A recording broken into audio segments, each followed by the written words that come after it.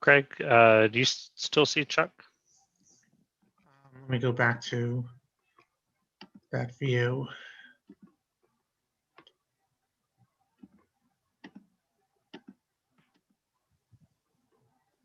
Yes, he's coming into view. I see him. Oh, okay.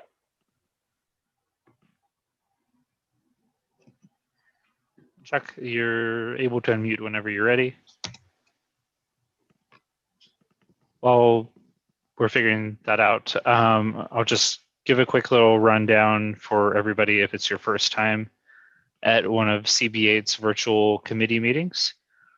You'll notice right off the bat that you are muted and you're unable to unmute yourself. The way that you will be recognized during the meeting, whenever the co-chairs, Craig and Chuck, are ready to call on participants from the public, is that you will use the raise hand feature. So you can find that if you've recently updated your Zoom.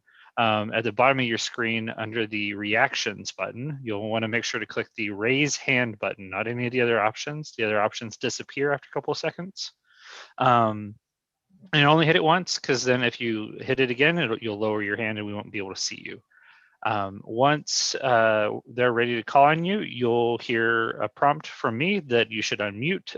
You'll get a little notification on your screen saying that you're allowed to unmute at that time. If you're calling in from the phone, it is *9 to raise your hand, and then it's *6 whenever you're ready to be unmuted. If you have any problems right now with the technology, with Zoom, you can always use the chat. The chat will only be used for tech support. It will not be used to voice your opinions or concerns about the subject matter of the meeting. With that, whenever Chuck and Craig are ready to get going, we can get going. Oh, I see Chuck Warren is in a different spot now. Chuck, just unmute on that screen. Okay, am I okay? Yeah, perfect. I think we're ready to go. Know, unfortunately, something was wrong with that that other computer. Are we ready to go, do you think? Yeah. All right. Okay. So why don't we call the meeting to order? This is the February meeting of the Transportation Committee of Community Board 8. I'm Chuck Warren, the co-chair, and Craig Lader, my other co-chair. I want to welcome everyone.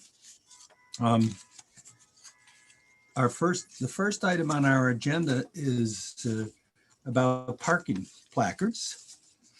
And this is a continuing discussion.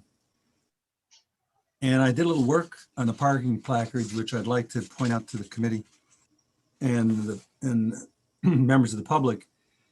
And in November of 2019, there were a number of bills passed, most of which were co-sponsored by our council member Keith Powers, and that was to tighten up on the placard system, which, as we think we've known on the board and we've had complaints over the years, has been really one of the worst abuses around, because there's so many placards that have been issued. Some count was like 125,000 placards, and it's probably more. And people with placards can park, in a lot of places where no one else can park in, and there's a lot of questions as to the legitimacy of some of those placards. And so they passed a number of bills which do a lot of good things. And one of the best things they do is they're a new system that would require everybody to have digital placards. So they would be in the system, and they'd be easily traceable, and you'd be able to revoke them and things like that. And while I was looking at things today, well, that's on the books. The enforcement has really been terrible. Since then, that was November of 2019. Since then, there have only been 1,700 out of the over 125,000 placards that have become digital, and because people were supposed to apply and then get a new digital placard, and so they're not doing that. Enforcement is not very good. In the last fiscal year, where they had from July 1st, it was before the new law became into effect, 2019 to June 30, 2020, there were less than 2,500 summonses issued. And so I think that shows you what's happening. And there have been a number of articles indicating that the enforcement really, out of that less than 2,500, regular police officers have issued 3. The others have been issued by the Department of Transportation, has issued single digits. The rest have been issued by traffic enforcement agents, but no one seems to want to really enforce, because the permits are issued by the police department to the police, again by DOT, and they issue the great majority of them. And they go to everyone, whether they're, medical reasons or disability reasons or all kinds of, to all other agencies, they issue them. And then the Department of Education issues a number of placards. But there really hasn't been any enforcement, and the system's gotten off to a very slow start. A lot of it was the pandemic. There was supposed to be a special enforcement unit, but that was disbanded in accordance with the budgetary situation. And so what it comes down to is we have things in place, but nothing really has been done to make a dent in the situation. And I think we had a discussion earlier, just a little bit, and what we said was we would try to put on the agenda again and see if we could come up with some suggestions that we could pass on to the city to try to make things work better. And I think there are a number of things, but why don't, I have some thoughts, but why don't I throw it open to the public first? Or Craig, let me have Craig, I know you've looked at this too, and you may have some thoughts or things you want to say also. Well, I was just going to, for everyone's benefit, note that in the chat we have some notes that we had put together last month, especially for those who weren't in attendance at last month's meeting. If you click the link, you'll be able to find some clippings that I had compiled that speak to the history of placards in recent years in terms of the actions that we took as a transportation committee on community board aid, and the legislation a synopsis of the legislation that was passed, and a lot of the details that Chuck just provided as well. I also just want to acknowledge that we did invite Keith Powers. Councilman Keith Powers was integral in getting some of this legislation passed, and we have a member of his staff present at our meeting, and she was going to speak and provide an update as well, and she may have some further insight as well. So if we could unmute Violet, she can then speak on behalf of Councilmember Keith Powers. Yes. Sure. Hi, everyone. I'm Violet. Welcome, Violet. I guess you're new with Keith, right? I am new. I replaced Jenna about a month ago now, which is very sad because she was amazing, and I hope that everyone feels the same. I interned in Keith's office back in 2018, actually, so I'm familiar with the district and born and raised in New York, so I'm very happy to be here. I am in no way an expert on parking placards. However, I can definitely guarantee this is something that our office hears about fairly frequently. my obvious concern is that it can be very, very dangerous to have people parked in places that they should not legally be. So I definitely understand the concern. For anyone who's not familiar with Keith's bill, that was enacted back in December of 2019. I think it was 1422, which just created a standardized application for acquiring permits that required people to state their reason for requesting a permit, and also required the city to publish how many permits they were giving to folks who were requesting them. Like I said, I'm not an expert, and I don't have any real updates from our office. I am here to hear about suggestions because, as I'm sure people understand, a lot has taken a backseat because of COVID for very good reason. And it sounds like this enforcement agency and the enforcement of parking placards in general is one of those things. So I understand that it's something we hear about a lot. So I'm really here to, pass along any questions, answer any that I'm able to, and really hear people's thoughts. So I appreciate being here. I'll definitely read the notes from last month as well. And if anyone has any, specific notes or questions that I can try and answer or pass along to the council member and make sure that I get to Will so he can distribute them, I'm more than happy to do that. Thank you, Violet. Yeah, thank you. Are there members of the public that would like to comment on this issue? Do we see anybody? Well, not any yet. I'll just remind everybody to comment on any of the topics that are being brought up tonight. You'll want to find the raise hand feature under the reactions. And if you have not updated your Zoom lately, it may be found under the participants menu. And you'll just find that at the bottom of your screen as well. You have two board members who have their hands up. Nobody yet? Sure, I see that Cost and Tricia have there. So why don't we call on Cost Vanuetti? Cost, you there? Can we unmute Cost? Yeah, we all know that enforcement is non-existent in the city. So maybe the council or somebody should look at subcontracting this to a private contractor. It would be beneficial to them to make sure that they enforce it. They would make sure that they issue the summons rather than let the city agencies non-issue the summons. Has this been thought of? I haven't heard about that. I don't know if that's possible, but why not? I think it's worth doing. Well, I mean, what I can think of, when you're looking at violations and the question of who enforces those violations, and you would say the government enforces it. And I know they outsource prisons, but I don't know. I haven't heard of a case but it doesn't mean you can't do it. We should look at it. But that's an interesting suggestion, Cos. Well, I know they do it in many other parts of the world and it works fine.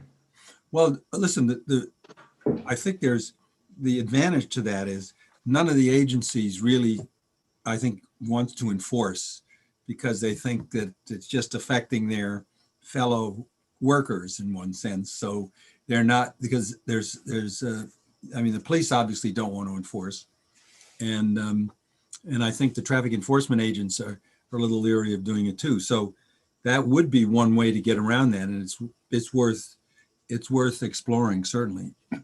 Thanks, Chuck. So appreciate it. I assume you're going to take care of it and do it.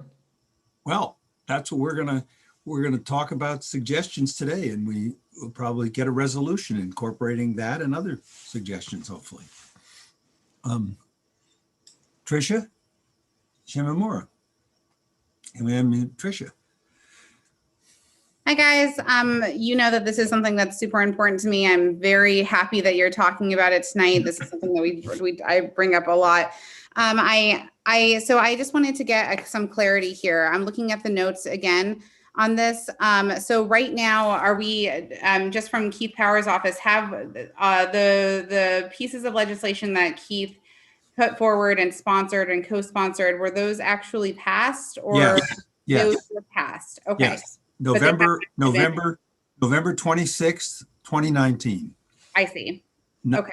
Yes, everything was passed. I think we have on the books, we have a lot of good things. Right.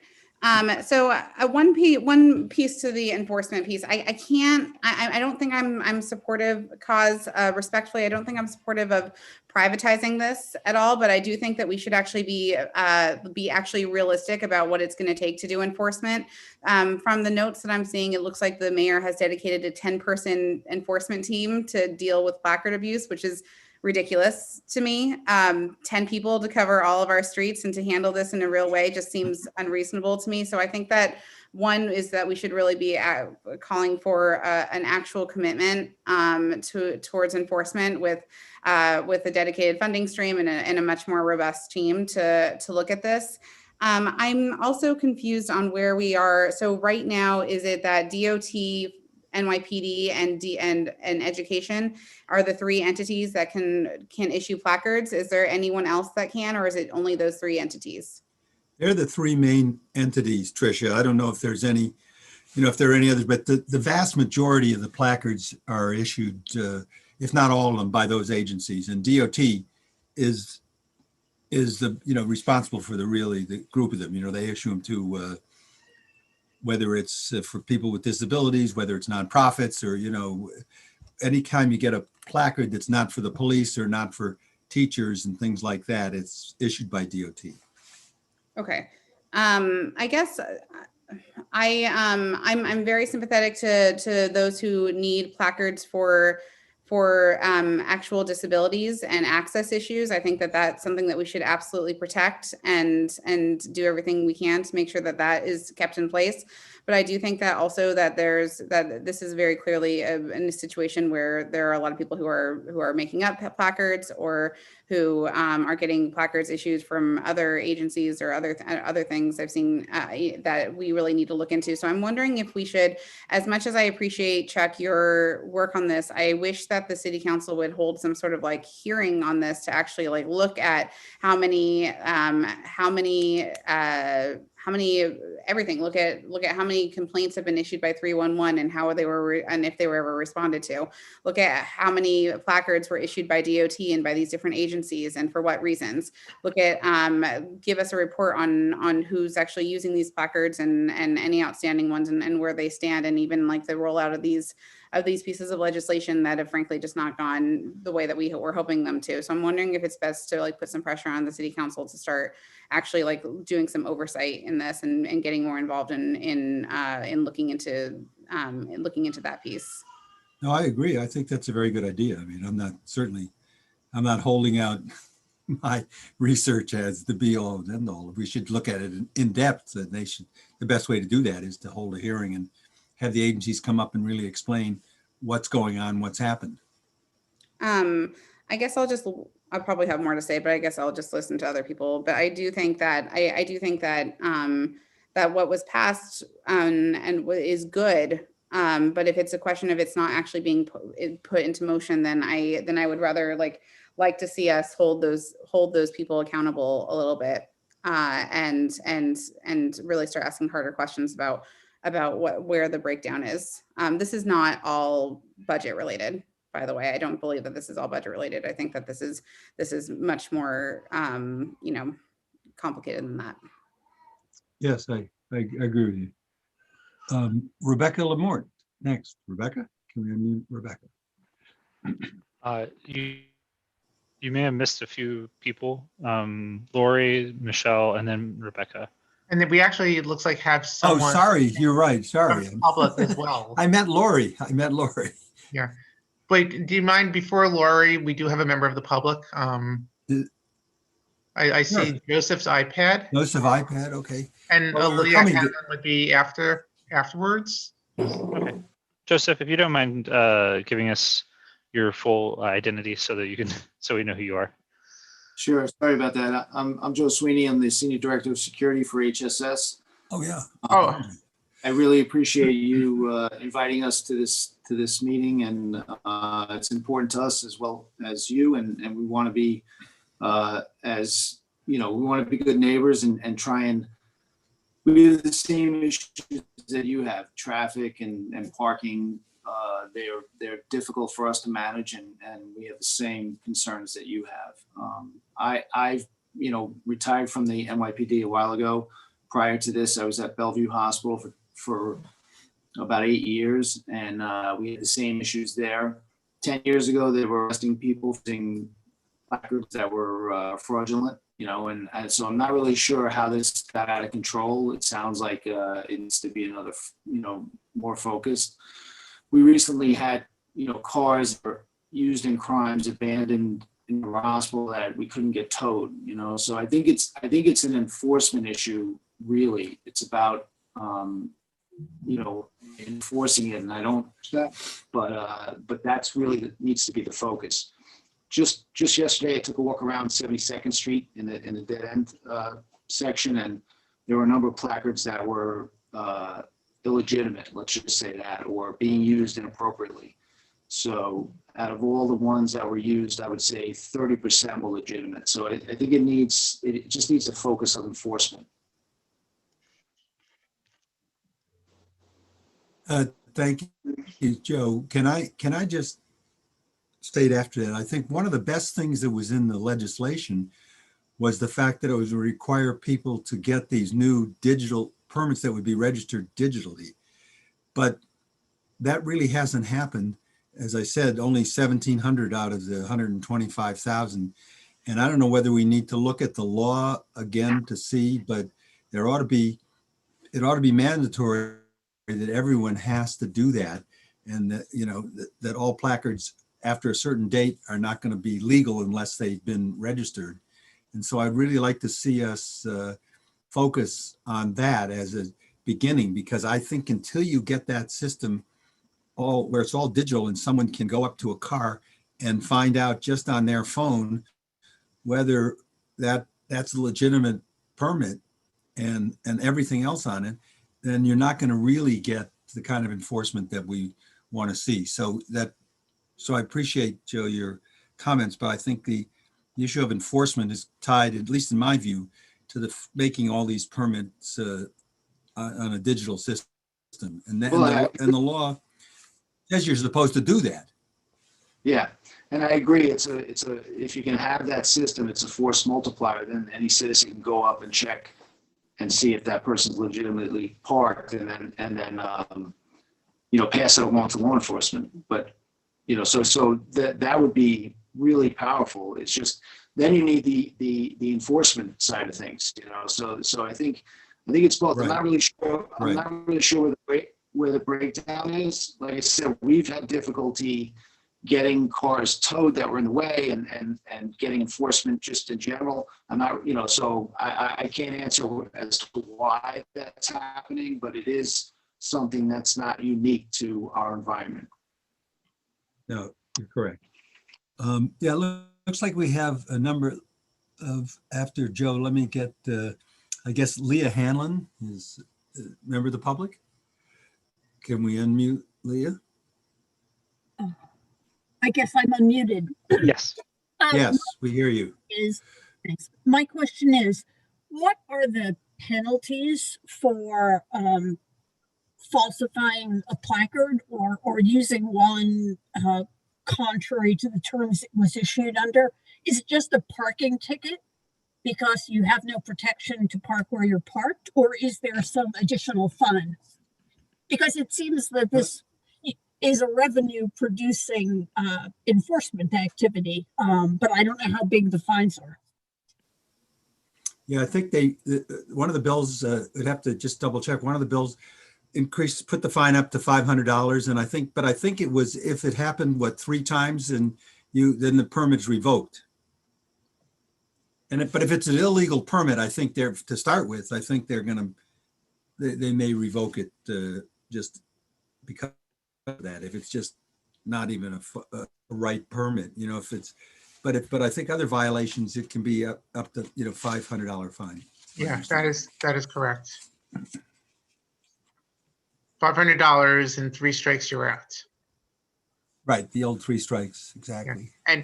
And yeah, go ahead. Sorry. And one of the bills also would requires that placards be revoked from those who have unpaid parking or traffic violations in excess of $350. Yes. Okay. Evelyn David, I think, is next.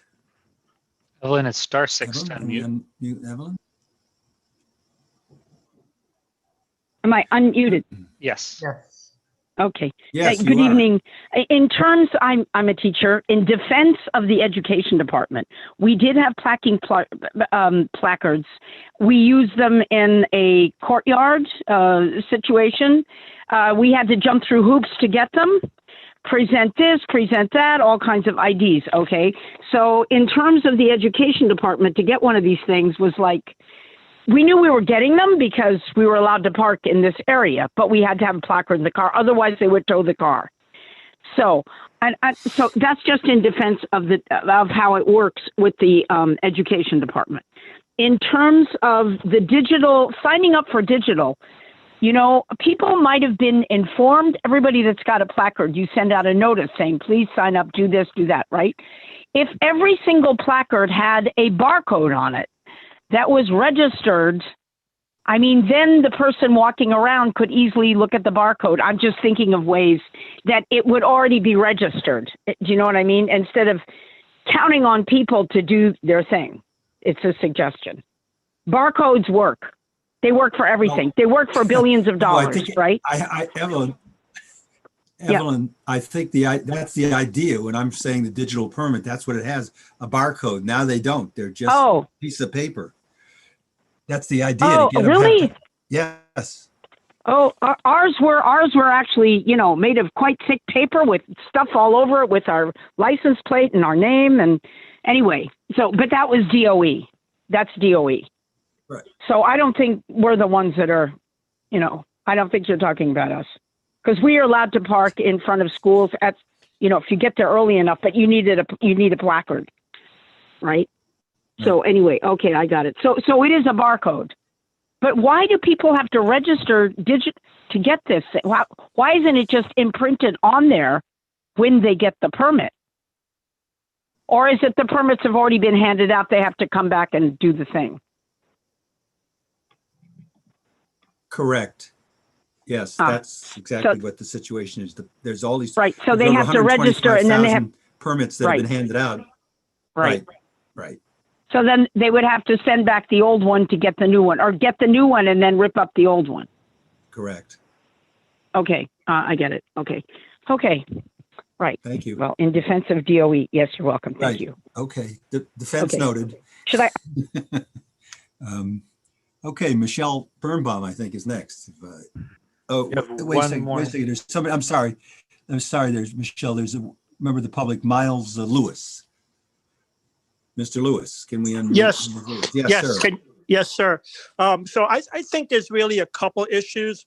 One is with the placards. You know, people who get them, and they might rightfully be getting them, but they're getting them usually for a purpose, you know, to use them while on the job. But they tend to use them to park in their neighborhood overnight, or they tend to use them to run errands or visit someone. That's one issue. The other issue is enforcement. NYPD cops themselves, there's no requirement from their precincts to go out and issue parking tickets. So they're not giving any tickets. When it comes to enforcement agents, they're just really they have the cultural mentality. They just go after the low hanging fruit. They'll see cars where a meter expired or someone without a placard is parked illegally. They'll give those tickets and they'll ignore placards out of fear of some kind of repercussion because they should not have given the ticket or they gave the ticket in a wrongful way. So I think it's really a cultural thing.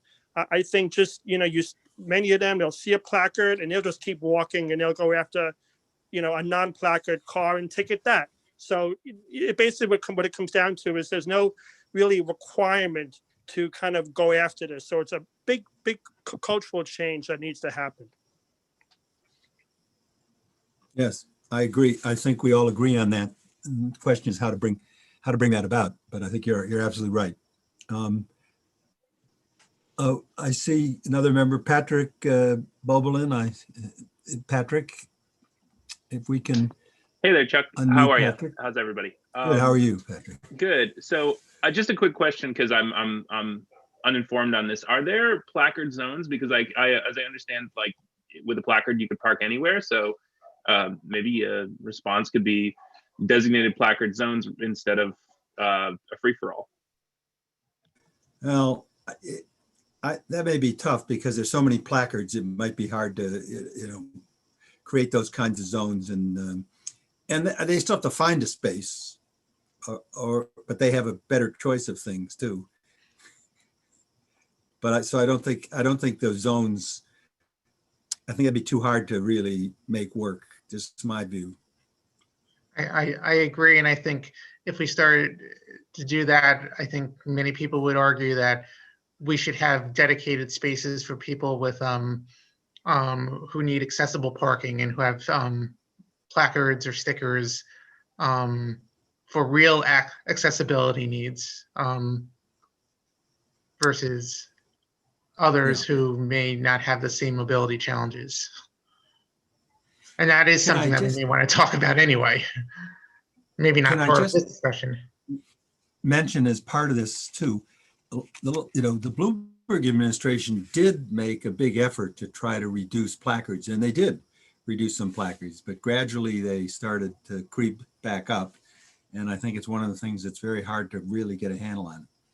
Michelle, I don't see any public members. So and I think Lori had been pegged to speak also. Oh, Lori, I'm sorry. I'm not reading the charts right tonight. I'm sorry. Lori was the first. Lori was first. Lori, please. Thank you, Chuck. Thank you very much. I first want to say that I agree with everything that Chuck said. And I agree with most of the things that have already been said, with the exception of Kaz. I'm sorry. I love you, but I'm not in support of hiring a private agency to do this at this time. I want to say, first of all, full disclosure, and I say this every time this subject comes up, I do own a car and I do have a handicap parking permit issued by the DOT. The DOT puts as they should, a QR code on the parking permit, so it is digitized, and we have the technology, as you know, that the parking meter people can walk around and just, buzz the permit and see that it's a legal permit. They also restrict them very severely. If you have outstanding tickets, they won't reissue the permit. And if you misuse it, you don't have, like, you lend it to somebody who's not specified on the license plates, you lose it. There are a lot of ways to lose this permit. And as you can imagine, we all take it very seriously to do what we have to do to maintain our ability to use the permit. So as I was doing a little research on this, because I know a lot about it, but there is a lot of mystery surrounding permits. And what I've determined is that there are two different, well, actually, you'll correct me if I'm wrong about this. I'm not really sure what the facts are, but there are lots of people issuing tickets. And to me, it seems that there are the DOT passes or permits, which do have the QR code on them. So those are cool. And then there are all the others, which are the police and the education and like whatever else it is. Do those come from the DOT? No. All right. No, so it's actually the police issue them themselves, and then the DOE, Department of Education, issues them. Okay. All right. That's what I suspected. Thank you for telling me that. But so the problem is that you have different agencies issuing these tickets, and so there's not tickets. I keep saying tickets. I mean permits. And I have multiple sclerosis, which is, and sometimes I mix up my words, so I apologize. So different agencies are doing it, and so I think the very first thing that we have to insist upon that they all do a digital permit. Technology. We have the technology and it's a simple solution. And if every permit had a digital identifier, as you said, Chuck, that would go a long way, not only towards eliminating fake ones because you couldn't put a QR code on a fake one, but also in terms of enforcement, because that would be the ability to be enforced, you know, to verify the DOTs. The way it works now is, and I can only speak from the experience that I've had a long time ago when I was working in the media, and I've told this story before, they would, every year, they'd come out and issue the parking permits, okay? I worked for ABC for 20 years. And they'd come out and issue the parking permits, and the people who got the permits were not the worker bees, you know, the writers and the, you know, correspondents and, you know, people who are actually doing the job. It was the executives who got the parking permits because they didn't want to pay for parking. So the way they're distributed is highly suspect. And I can only say that from this agency. But I also had another experience where a friend of mine who worked for DEP had at one time a parking permit, but when they did the sweep, when Bloomberg, you know, did the calling back the permits, she had hers taken away because she didn't need it. You know, her work was on the road, but she was driving out of town and then coming back. So it was like to find a parking space at her, you know, where she lived in Brooklyn. But anyway, so, I mean, from my perspective, I think that there are a lot of things that need to be done to correct this. I live in Washington Heights now, but I work in on the Upper East Side, and I have in the past, before the pandemic, I was driving back and forth between where I live and where I worked because it was rather difficult to do it by public transportation. Okay. But because east to west is somewhat difficult, but since the pandemic, I have parked my car on the street and I haven't touched it in the past 2 weeks. I used it once to go to my parents' house in Westchester, but I don't use it anymore because there is simply nowhere to park on the Upper East Side, or anywhere else in the city for that matter. But so I have a bunch of proposals that I would like to suggest, and I won't do it now. I'll wait until people are, you know, are done, you know, doing their presentations. But I'll just give you one example. There is a car, I told you I live in Washington Heights. Across the street from me, there is a very large SUV with a Connecticut license plate, okay? A Connecticut license plate registered in Connecticut. And this guy always has a permit on the front of his car from, I don't know what the agency is, I'll have to take a closer look at it, but it says official business, a New York City permit for official business up here in Washington Heights with a Connecticut license plate. And that, I think, at the very least, should be problematic, okay? We don't need to be giving permits to park on our streets for free to people who have registered their cars out of state. But that's all I want to say right now. If you would come back to me when we're getting ready to make resolutions, if we are, I would appreciate it. Thank you very much. Thank you, Lori. Michelle, I think we're coming to you finally. Why don't we thanks, Chuck. So, yeah, I would think it would be problematic to get involved with the decision of who should get the permits. I think that would be the purview of each of the distributing agencies. Because I don't think that we would be in a position, or any overriding agency would be in a position of fully evaluating whether or not there's validity to issuing a permit, whether it be DOE, whether it be, sometimes there are sanitation permits, there are all kinds of permits. I would leave it to those individual entities to have their appropriate application process, their appropriate screening process, and then they would decide who within their purview a license, a permit should be issued too. However, they would only be issuing agencies. They are not necessarily enforcing agencies. Many agencies have, they have two different functions, and not all agencies are enforcing agencies. But I think that what could be uniform is that no matter which agency issued a permit based on their own judgment, issued the permit, that all of the permits would have standardized, barcodes or a recognition system.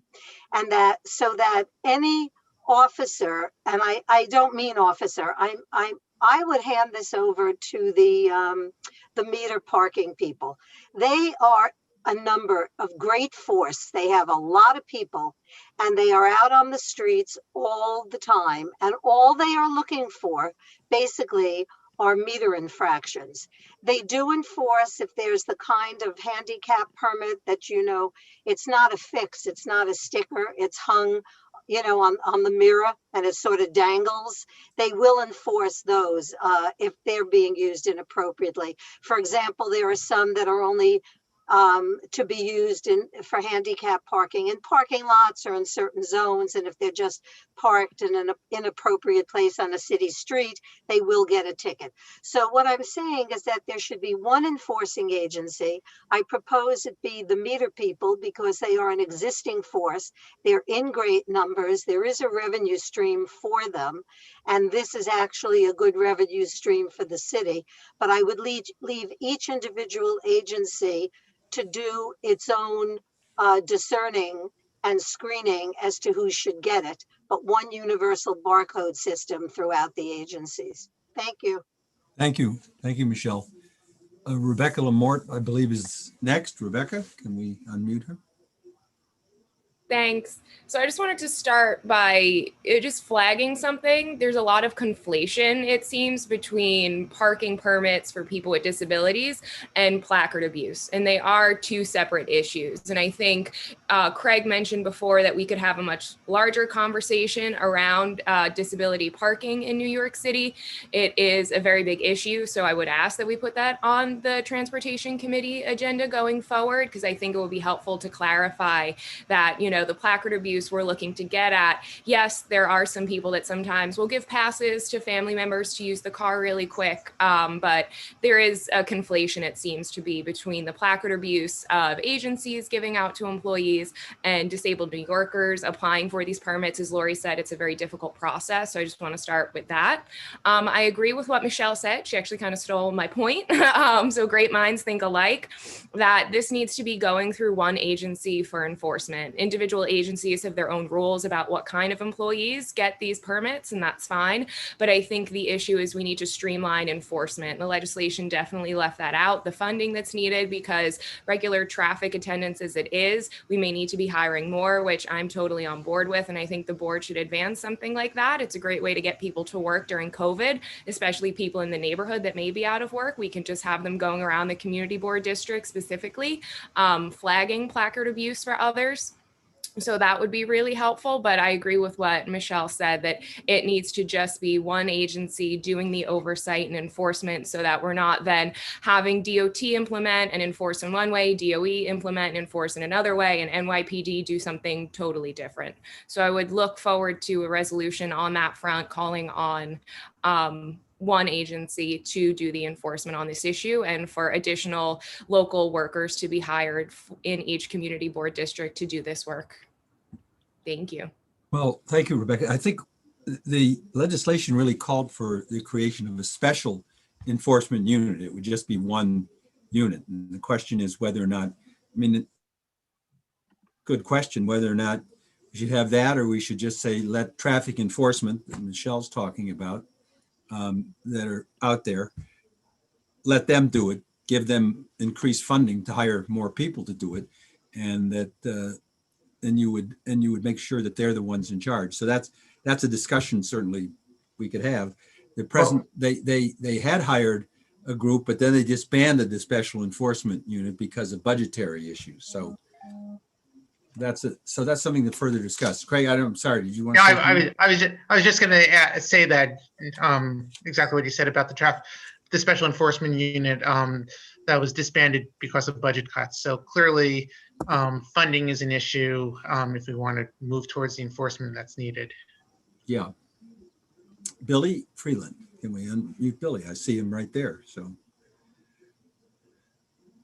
Hey everybody, yep, I joined the chorus of folks who would support, a resolution to get us to be more aggressive on this. I'm eager to hear Lori's further thoughts and ideas that sound like those might also go into a resolution. Sort of echoing this point about taking the NYPD out of enforcement, I think that's really crucial. I think any resolution we put forward needs to say that.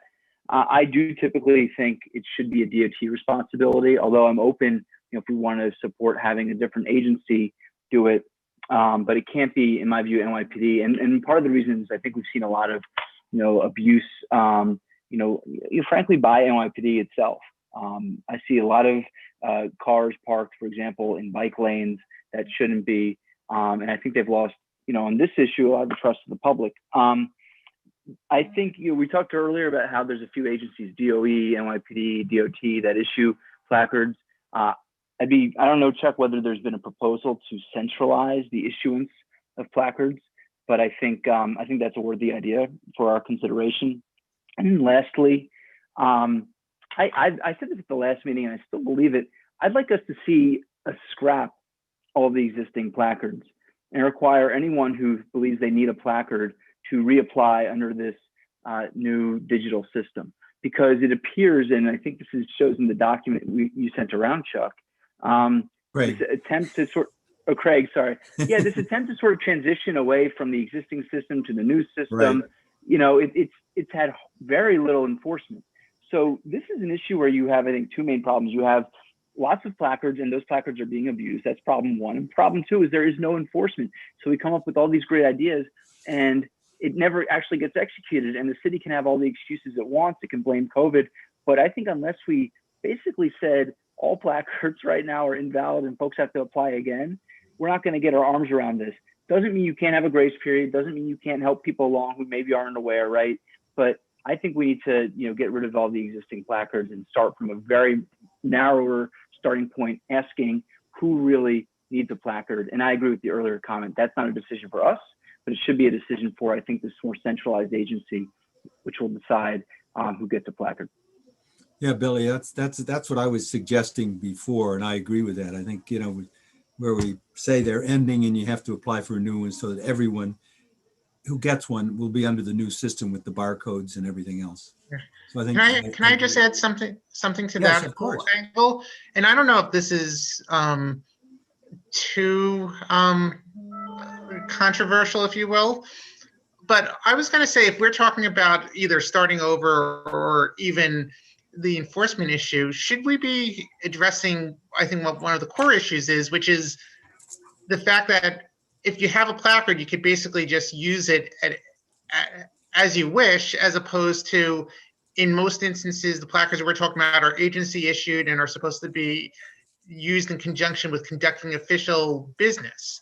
So if there's a way that we can actually have, if we're talking about registering again for a placard, to have parameters for in which those placards could be used, or just like people have to pay, feed a meter to park, if someone's going to be parking using a placard, that they identify their official purpose for using that placard and the hours in which it's going to be used, to the extent possible, so we can make sure people aren't just using that as their means for free and available parking wherever they can do it, and parking in places where they otherwise shouldn't be, just because that's what's available to them because they have the placard and have that privilege.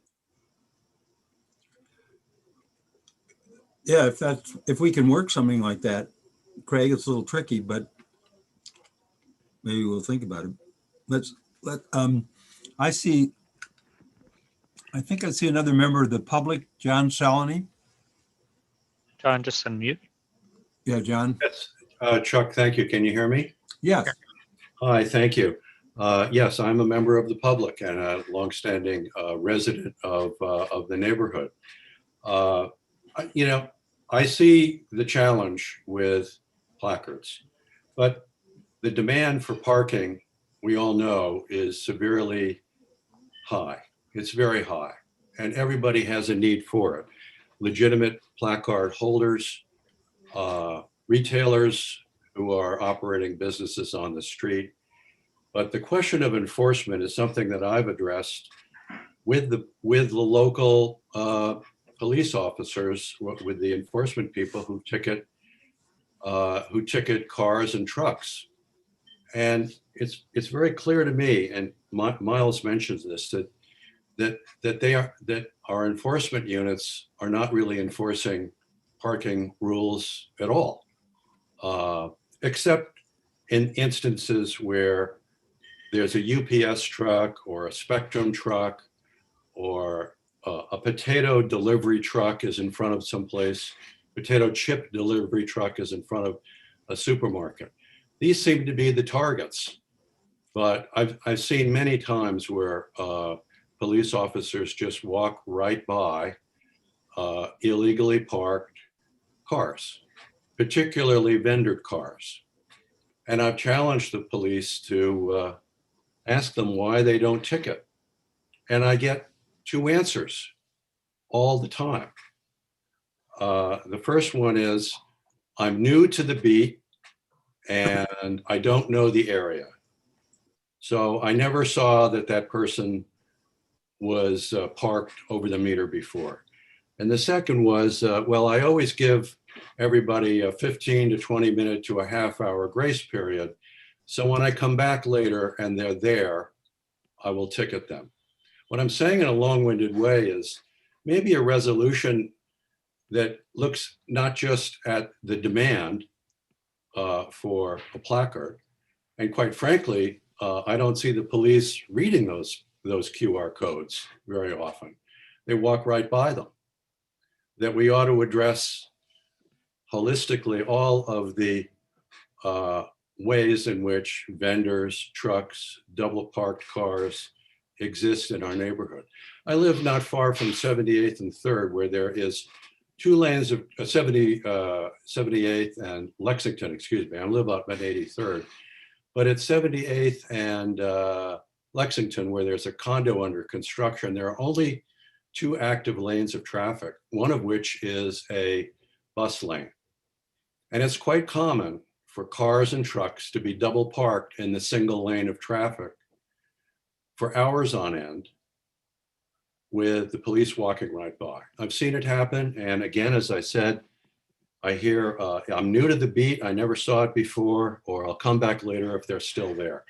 So maybe perhaps we could address it, not just from the standpoint of reading and enforcing a uniform QR code, but calling to task the people that enforce the rules and regulations to do it uniformly, which will create an opportunity to park a car.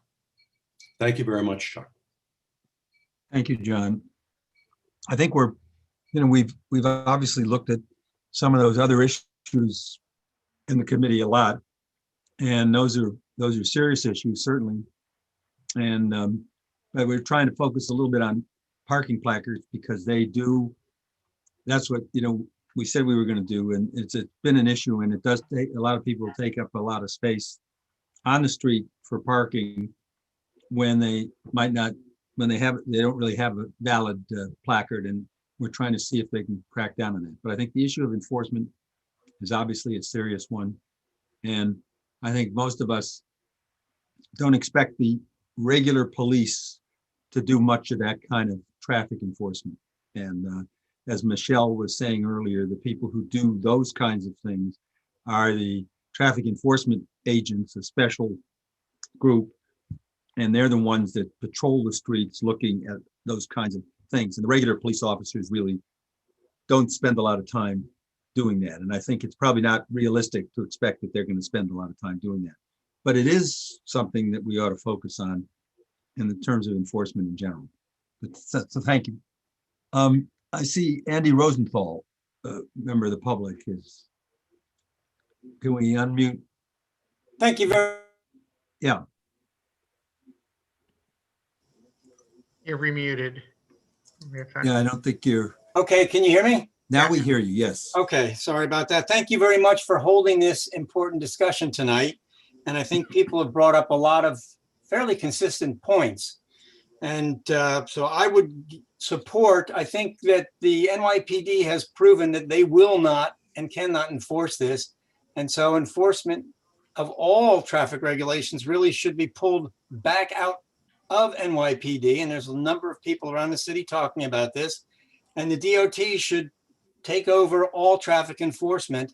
And I think you would reduce some of the inherent, people are going to get upset. I'll use the word corruption because I think placard abuse is a low form of corruption. And it's all over the city. And it's interesting because many neighborhoods are far more impacted than this community board, particularly downtown, around police headquarters and around the courthouses. Every sidewalk is covered with placard holding illegally parked cars. I would like to point people, and I don't know if they can put it up in the chat. There is a new bill that was introduced in November by Steve Levin of Brooklyn, and Corey Johnson introduced a bill that would allow citizens to report and receive a bounty, essentially, as they currently can do for illegal idling trucks. So if you guys can put that up there, you can get a little information on that. I think something that this committee could do would be to draft a resolution in support of that bill that Steve Levin and Corey Johnson have proposed. Yeah, maybe. Thank you, Andy. That's a good thought. I think that would, I can imagine there are plenty of people who would like to go around and if they could collect a bounty. And let's see if there's, I think Jordan Woke is next. Jordan, can we unmute Jordan? Hi, I'm just going to give some background that I'm sure many of you know. One of the issues is that many of the people who work for the city government live outside the city, and therefore they feel they need to drive in. So there's a school near us, and it used to be the case, I'm not in touch with them now, that they had a certain number of permits, and those would be used up, but not all teachers would get the permits. And so all the teachers would put money in a pool to let those people who didn't have a placard go to the garage and get parking space so that nobody had to suffer.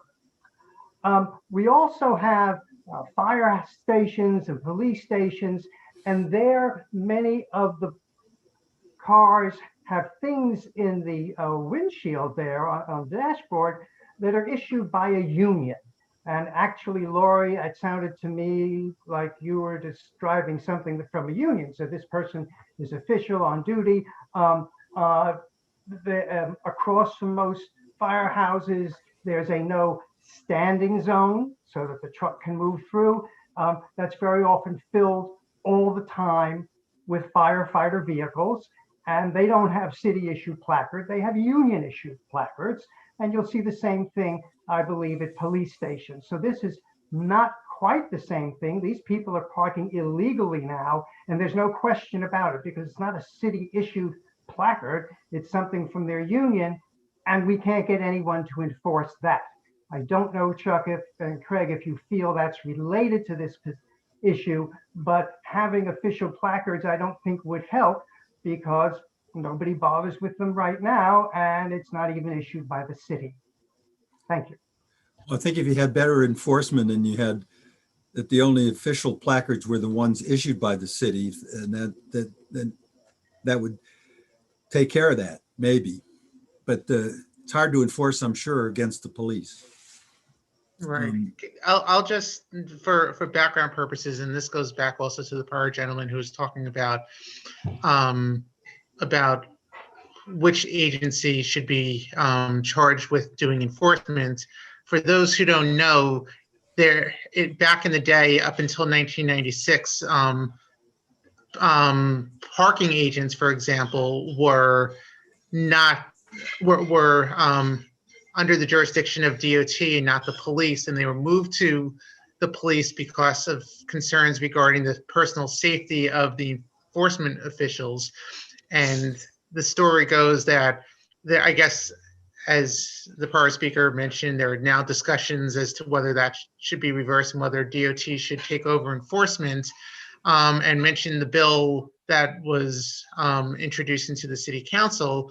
That bill is being opposed by the mayor's office, and Acting Commissioner Margaret Forgione was quoted in a recent article saying that they oppose it because they're concerned about due to concerns about the safety of anyone who would be putting in claims or filing complaints against people who may be using illegal placards, and B, concerns regarding the safety of enforcement officials who, even in full uniform, I think she said last year there are 40 instances of assaults on traffic enforcement agents. So it's a complicated issue. We may want to take it up. I'm not advocating one way or another. I just want to at least put that out there so people understand the complexity of the issue. No, Craig mentions that because I just know going way back, the Department of Environmental Conservation one time wanted to send its people out to enforce the no horn honking policy. And that lasted about a day when they went up to truck drivers to try to tell them to stop honking their horns. They came back and said, we're not going out there without a police officer. And so that goes to what you said. I think people get very angry when you try to enforce these kinds of things. And so let's go to people who haven't spoken now. And Valerie Mason is one. Valerie, why don't we unmute you? Thanks, Chuck. Appreciate it. I think I want to sort of reiterate Rebecca's point by just saying I'm not against parking placards for disabled people, but I really think that the placards have to go by the wayside. In my opinion, there's no reason for any city employee to have a placard. And, in this environment that we're in, where the city, and I've said this before in other fora, that if the city is saying, congestion pricing, and we want to put people back in public transportation, it should be do as I say, and it should start with the city. And their employees should be using public transportation, just like they're telling everybody else to. And I've said it before, if the city wants to pay for parking for their employees, they would also have a better handle on how many people are actually driving to work every day and being employed by the city. I know that if you are in some cases a not-for-profit and you have contracts with the city, you will get a parking placard. I know that just by the virtue of some of the boards that I sit on and the executive directors that we have received parking placards. And there's no reason for that. And I think it should just be done away with. And if people need to park or they need to take a taxi, then the city should reimburse them. But I don't think that anybody should have a parking placard who's employed by the city of New York. And if you're a police person or in the fire department, I'm sure that even if there was a parking system, even if we got rid of placards, somebody would put some NYPD thing in the front of their shield, and there would be somebody who was an enforcer who would walk right by if that car was anywhere near a fire station or a police station, and that car would not be ticketed. So I think we're having a discussion that really doesn't make a heck of a lot of sense. And I think it would be better for the city coffers if we did away with these placards. And if people wanted to pool their money together who worked at a school, and wanted to drive to work, they could do that. But if the city and state are going to insist on congestion pricing, that for people who reside on the island of Manhattan, and who live on this island and want to park their cars, then there should be no placard parking in the borough of Manhattan at all. That's an interesting thought. That's something that we can discuss and take up. Rita Popper, who hasn't spoken before. Rita, can we unmute Rita? I was just wondering, when you have a car, you have to get it inspected every year and you get a sticker saying that you've done that. There might be people who are leaving jobs and taking the placard with them, not turning them in. There should be a central place that issues the placards, not the Department of Education, and not this department and not that department. And there should be a unification like there are license plates on your car. I think that there are a lot of things that fall through the cracks here because everybody seems to have their finger into this pot and nobody's watching it. So I would like to see a lenticular or hologram on all parking placards. And I'd like to see them issued by a central place so that we could keep tabs on it, and to also make sure that the person is still employed there and not just keeping a placard as a present. Just a thought. Thank you, Rita. I think people have suggested that, and that's something that I think certainly to think about. Absolutely. Felice Farber, I think, hasn't spoken before. Felice, can we unmute Felice? Hi, I think this is a really complicated issue that has been going on for a while, something that shouldn't really be as complicated as it has been. I just wanted to add to what Craig said before. For those who remember, traffic agents used to be called brownies because they were brown uniforms, and were very frequently being assaulted because the thought was that they were not legitimately issuing parking tickets. So I think they were transferred to the police department as a way of really protecting those agents, and giving them it also raised the criminal penalty for assaulting a traffic agent if they were part of the police than if they were just part of the city department of transportation. But I think this is an issue that we could be talking about for hours. The people have been spending a lot of time trying to solve the issue of parking placards. And I think as the question arose, there's a difference between how people use parking placards and whether or not they are legitimately issued. And so perhaps, as Tricia suggested, the best approach would be to encourage the city council to hold an oversight hearing on the status of the legislation, what's happening and what's going on to actually improve the situation. And then maybe perhaps as well asking the various mayoral candidates on what their recommendations would be for addressing the issues of placard abuse. Thank you, Felice. I think we ought to talk about, we have some other speakers, people who've already spoken before, but we ought to think about a resolution if we want to. And Lori's next on the list to speak. So Lori, if you have some thoughts you want to put in a resolution, why don't you let us know now? Can we unmute Lori? Yes, thank you, Chuck. First, I wanted to say in response to Rita, I appreciate what you said about the expiration dates and registrations and all of that. My DOT, my legitimate DOT parking pass has an expiration date. What you're talking about is the fake ones, the fake parking placards, because that might be able to be taken somewhere, but it's like they're being used now and it's part of the problem. So anyway, what I just want to say is the real ones do that. All right. I want to throw something out there just as a suggestion, but it's not part of any resolution. And I do have a resolution that I'd like to propose. So should I just do that or right? Why don't you do that? And okay. And we can second it and we can discuss it then. All right. I'm not really good at this, but these are the points that I want to make. Okay. I would like us to do a resolution that says, whereas we are overrun by parking plaque abuse, we encourage the city to take the following steps.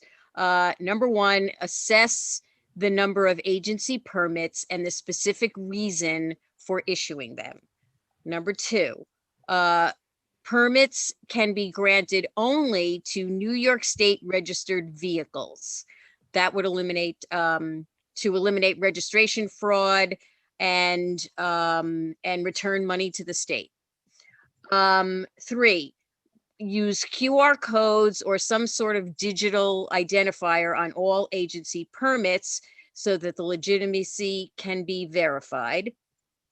Number 4, reduce dramatically the number of agency permits issued.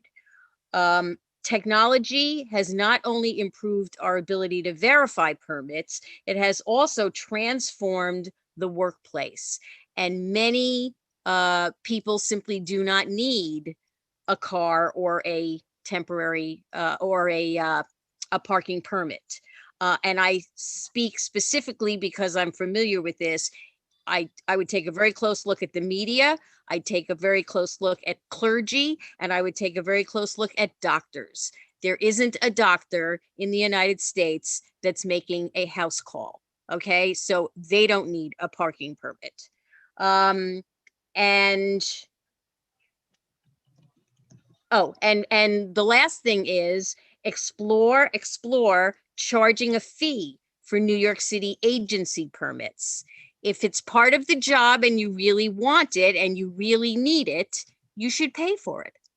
If you're not going to pay for it, then you don't need it. And if the agencies want to make that part of the package, we'll give you, you know, whatever, and we'll give you a permit. I would consider that. But there has to be some sort of incentive for people to use mass transit. Okay, that's it. Thank you. Is there a second to Lori's resolution? Do we see a It second? looks like Rita was waving her hand. Rita seconds that. Okay. Okay. So why don't we discuss that? And people want to. I know that Michelle is next. Why don't you, Michelle, comment or thank you. say whatever you like. Sure, thank you. Well, first thing, what I wanted to say is with reference to the new bill that's being proposed to the council, I am in firm opposition to any kind of precedent or program that pays a lay citizen to turn in or tattle on another lay citizen. That to me is it reminds me of street minders that they have in China, you know, where they would have your neighbor turn you in, and especially with a paid incentive. I mean, it's one thing if you're walking down the street and you see, you know, there's an outdoor cafe that's not compliant, or there's something that's not compliant and you see it, okay. But to have incentive to be paid for this, where you're actually watching the activities of your neighbor, is an extremely offensive protocol for me in a free country. So that's number one. The other thing I wanted to say is the meter people are under they are a squad that's part of the NYPD. I don't think, correct me if I'm wrong, I don't think they're actually overseen by the NYPD, you know, in a jurisdictional way. But they are part of the NYPD. Right. It's traffic Yeah, enforcement unit. but It's part of the NYPD, correct. and they have their own hierarchy there. Exactly. And they have their own hierarchy and they're independent and they are in great numbers and they are already an established force. So when we're talking about that there's no revenue stream and it's very difficult, you know, to get things started, when you have an existing situation, I don't know why you would scrap it and then start, you know, building a new force for which we have no money. So I would say to keep it there. In terms of a uniform agency that issues the placards, you know, you can't get into people's heads and you can't ascribe motives and you can't always determine who's using their placard at exactly the correct time, et cetera, et cetera. You really can't do that. So to me, the best judge of all that are the individual agencies. So that if it is, even if it is press, that they would issue a limited number of placards to those people who deserve it. That's not necessarily the same kind of service like DOS or anything like that. And when you say about eliminating a group, like there shouldn't be MD parking because they don't make house calls, or there shouldn't be this, or there shouldn't be that, I would also venture to say, while they're a very sympathetic group, there's really no reason for a teacher to have a placard. Why is it important that when a teacher drives to work, that person have a spot right in front of their workplace? Why isn't that true for anybody else? Why isn't it true, if a supermarket man drives into work, why he doesn't have a spot in front of his supermarket? Or if that's apples and oranges and you want to talk about city services, there are many other city services where they're not given the right to park right in front of their workplace. There are many issues like that. So I would be very careful about being, broad sweeping. I would also think that we should understand what our limitation is here. And our limitation is not necessarily getting into the head of every single person in the state of New York that has a placard. So, and if you're worried about timing and you're thinking, well, they're using it at night and they should be using it only during the day when there's work time, you could put work hours on it. But then there are people who go out on call, not doctors, but other city agencies that actually do make calls at night. So you have to consider all this, come up with the best broad plan. But it has to be something that can be enforceable. You can't go off, in my opinion, onto a toot and figure every single motive in every single situation for every single agency and hope to be able to enforce it. You need some broad parameters. Thanks. Thank you. Billy? Billy Freeland? Thanks. Yep.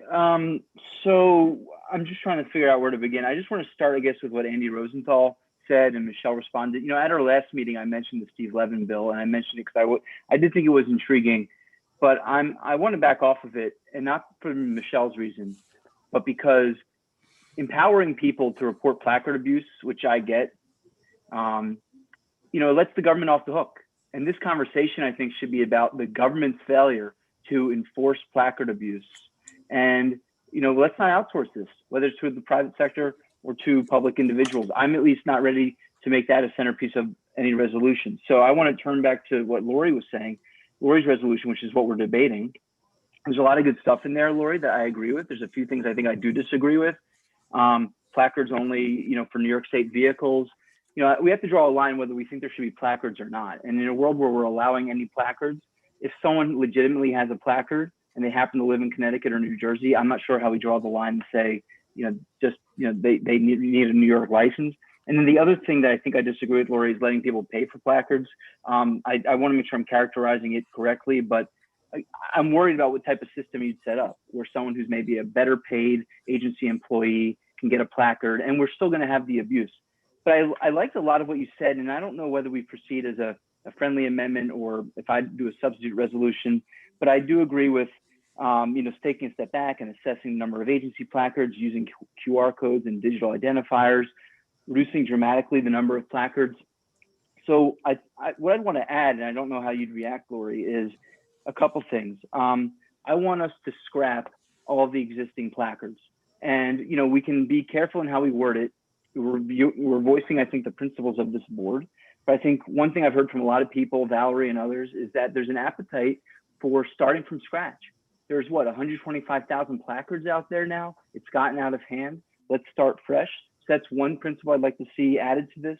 The other is having a centralized agency to determine who should get a placard. This is not just a matter of parking. It's a matter of how we use our streets.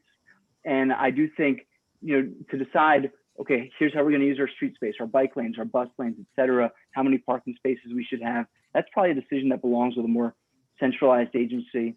And the other key principle that I think there's a lot of agreement on is taking this out of NYPD and putting enforcement within another agency, DOT likely being the one. So I'd like to see that in a resolution. DOT, you mean traffic enforcement, don't you, Billy?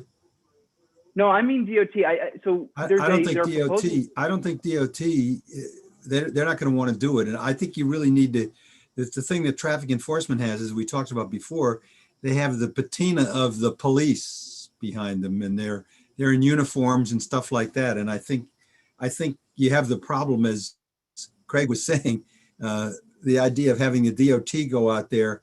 They've issued they can enforce now, but out of the 2,444 summonses that in the fiscal year, the last one they looked at, DOT issued about 10 of them, and the police department issued about 3 of them, and the rest were all traffic enforcement. So I think you're not going to see them anxious to take that on. Yeah, I guess what I'd like, my understanding, correct me if I'm wrong, didn't DOT have traffic enforcement within it in the 80s or during a few decades ago, I think? Yes, I think that's right. That's what Craig was saying. And they said they basically said they were called, I think as Felice said, they were called the Brownies, and they were assaulted right and left. And DOT said, get us out of this. And that's how they created the traffic enforcement division, essentially, in the police department. And now they wear those uniforms and they have extra penalties for assaulting them and things like that. Yeah, look, maybe this becomes a larger discussion. I don't think this needs to be within NYPD. And I think others have voiced, I can't remember who from the public, maybe John, and NYPD has lost, I think, a lot of trust lately in terms of traffic enforcement and how it's handled. So, but we don't have to hang our hat on this. We could talk about in the resolution, reevaluating, asking the council to reevaluate where traffic enforcement is situated. I'd be happy with something like that, but I think that's the point I'm driving at. And I guess, I probably would leave it there. The one last thing I want to respond to is I don't want us to sort of put this back to the council to review and evaluate again. I mean, they've had a lot of time to do that. This has been in the ether. We've known this is a problem. We know there's placard abuse. I want us to be very specific in a resolution about the principles we'd like to see for a sort of new era of traffic and placard enforcement. So I'll leave it there. And I don't know if I'll leave it to you, Chuck and Craig, whether you want Lori to respond or to keep moving on. Well, let's hear others and then we'll get back on this. Peter Borak. Peter, nice to see you. Yes, thank you very much, Chuck. Unmute. Can folks hear me? Yeah. Yes. Great. So Lori, thanks so much for, I think, a very well thought out resolution. Excuse me. So I said this before, my wife is a teacher in the Bronx, and we have a parking placard. Her school is in the middle of nowhere. It's in a transportation desert. And I just have to be completely frank, if she did not have the ability to park there, she probably just wouldn't work there, because before we got a car, it took her 2.5 hours each way. She just take 2 subways to a bus. And then when the bus comes, it's so crowded that she used to have to wait for 5 or 6 buses. And it just wasn't worth it, even though she loved her school. And obviously there is a lot of parking placard abuse. And obviously where we live, we don't live in a transportation desert, especially with the Second Avenue subway. But a lot of people that live in our community do travel elsewhere and do work in transportation deserts. So there are reasons to have parking placards, and there's reasons that things have gotten out of hand. So I think we just have to make sure that we're not too kind of out of hand. We're in a financial position where we could probably afford to pay a fee, Felice. But I think a lot of the power professionals in our school and the secretaries, I think asking them to go work in that school and pay a fee, it just doesn't seem right. It sets up of, well, we will only have rich people come work at the school, or people that can afford that. So I would urge you, Felice, just to reconsider that portion of it. And similarly, some of the folks that work at her school live in New Jersey, and they are some of the best teachers in her school. And I don't, they should live in New York City because New York's the best place to live in the world, but I don't hold it against them for living in New Jersey. And we do want good teachers in our school system that live outside of New York City. And so I think restricting parking placards to people that live in the state of New York, I would also urge you, Felice, just to maybe withdraw that. So again, I would offer an amendment or a substitute resolution with everything but those 2 provisions, or just kind of put it to you, Chuck. Unfortunately, I do have to jump, but I'm just curious if it would be okay just to hear what Felice's comments, if she has questions for me. Felice? No, I think Peter, I think your issues are the 2 that others have raised too, and I think we'll probably want to deal with those in any final resolution. And I would think that based on that, they'll probably be dropped out. I can't predict, but that's what I would think. So I think your points will be taken care of. Thank you. Costs? You know, yes, we've been talking about abuse of placards for the past X number of years, where X is infinity. We're going to be talking about abuse of placards for the next infinity. This will never be resolved. It all boils down to enforcement. You can have all the bells and whistles and barcodes and goodness knows what on the placard. If you don't have the enforcement, what use is it? And abuse has been going on. You know, the other thing, what I was saying before, give it out to a private contractor for 3 years. It's going to be amazing how much funding, how much revenue you are going to get, because it behooves the company to make sure that they do enforce it, because they're going to get a percentage. You use your credit card. You pay, or the employer or whoever, they pay 2, 3, 4% on the credit card for the use of it. We're not charging anybody anything for these placards. Nobody is enforcing them. And as far as the public, you know, we're in 2021. We're not in 1984, as per the movie. Everybody checks on everybody and rats on them. This is, I mean, that's definitely a non-starter. And I think Peter was talking about teacher placard. We're talking about New York City placards. We're not talking about Westchester or Jersey placards. Let's keep it to New York City. There's plenty of public transport. There's ways to get around. And if we are going to give out these placards, make sure that, or the other thought I had, what about a chargeback? Eliminate the placards. Let the car get the summons. Let the car get the ticket. The ticket will go back to the agency that issued the car. Explain why you were parked there.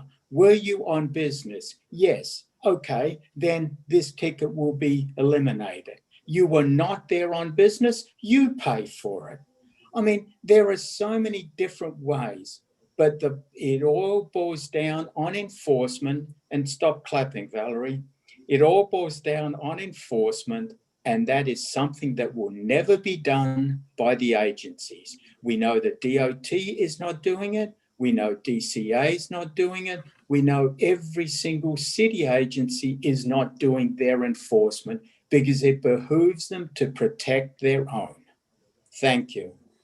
Thank you, Cos. I have the feeling that there isn't the support for that kind of private enforcement effort here for a number of reasons, as we've discussed, but it's an interesting idea. Let's let a couple people who have not spoken yet on this. Lowell Barton. Lowell, are you there first? Yes. Hi, Lowell. Hi. Listen, everybody has great ideas, but you know, where are they going to go? It's hard to rewrite, you know, the entire law when they just passed a law. I think, you know, if we just show them the stats that you have, the lack of enforcement, and do a resolution to ask them to enforce their own bill that's out there, that's about the best we can do, because you know, all these great ideas, but I don't think they're going to get done. It's been a long-standing battle, even in City Hall, these placards. I think we just need to support, letter of support saying we need more enforcement, that the enforcement's not there. And just leave it at that. That's the way I feel. Thank you, Lowell. But I think we have some good ideas here that I think people might want to pass along, and there are some reforms that could be made that might make it an easier job to deal with the situation. Sharon Pope Marshall hasn't spoken yet. Sharon? Can we unmute Hi, Sharon? can you hear me? Yes, we can hear Oh, you. okay. Sorry about that. First of all, the traffic enforcement agents, yeah, I mean, some of us were around when they were beaten and spat upon. I cannot imagine a more awful and dangerous job. I mean, it only takes one irate driver and it just spirals out of control. And so what my recommendation is that I believe that they're unionized, by the way, and we might want to invite the union as part of this overall conversation, but not at the expense of passing Lori's resolution. My other recommendation, by the way, is that I very much believe that we should get the city council on board, and we might be able to be successful if we reach out and spearhead a citywide issue, by the way, or a more, I should narrow that a bit, narrow my enthusiasm a bit, and make it a borough-wide issue in terms of reaching across other community boards and asking them to join in this effort to have the city council take a look at this.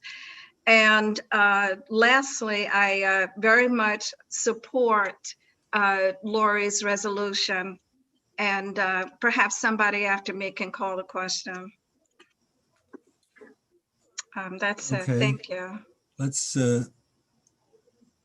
there's still some people who want to, Lori, we'll let you have the last word here, but let's let Tricia Shimamura wants to make a comment. People Everybody, who have their hands up have already spoken, but we'll go through, but we ought to try to wrap this up if we can, because we do have other issues, even though this is an important issue. Sure. Go ahead, So Trish. I'll try to be very quick. Lori, I will probably just ask you to repeat your resolution one more time after all this is done, just so I'm clear, but I'm leaning towards supporting it. But I want to just point out that so much of what we've talked about and I've listened to everybody say has again already been passed. You know, there already was the ability to allow for 311 to take concerns in about placard abuse. There already was a centralized passing a centralized electric tracking system. There already is a 3 strikes and you're out. There was even last November, I guess 2 Novembers ago, we mandated that the city agencies, every city agency had to report by November of 2020. So just recently, their plans for their distribution plans and how many permits they're supposed to be distributing. And there is already a unified application process. So much of what we've already discussed has been planned, has been passed. But the problem is that, and not all of this is about enforcement. This is about the process too. The problem is that we just haven't, like the agencies, I haven't seen any agency report, any individualized agency report on how they plan on distributing. I haven't seen 311 give out reports on how many placard complaints there have been in. So I'm going to push back here a little bit, and I'm going to say that Lori, I think I support your resolution. I just want to hear it one more time. But I also do think that we should be putting a little more pressure on our council and our representatives to hold these agencies and tell us where they are in this process. You know, all of these things have already been passed, and so we really should be holding these agencies and the city accountable for telling us for giving us a report back on where we are, because so much of what we've already heard has been passed already. I would really like to hear, respectfully, not from Chuck about where we are with this, but I would like to hear from the NYPD. I would like to hear from DOE, from DOT, and others about where we are in the implementation of all of this. So, Lori, if you could just repeat your resolution, but you know, I do think that if there's anything to add to that, I would like to add language saying that we want the city council to hold a hearing on this. We want to be told back. We want to be told by the agencies where they are in in their distribution and you know, and in their distribution of these placards, and really, you know, everybody did the hard work of passing this legislation. We should see, you know, we should really get a report back on implementation. Listen, I just got a note from the people from the hospitals for special surgery that they're going to have to log off at 8:30. They thought this meeting was 6:30 to 8:30, and they're here for this second item. And I'd like to pause this item, frankly, let's hear from them, and let's do that item number 2, since that specifically concerns their area. And I'm not sure when we're going to, you know, finish this up, because we still have some discussion, I think, on this, but we'll come back to it.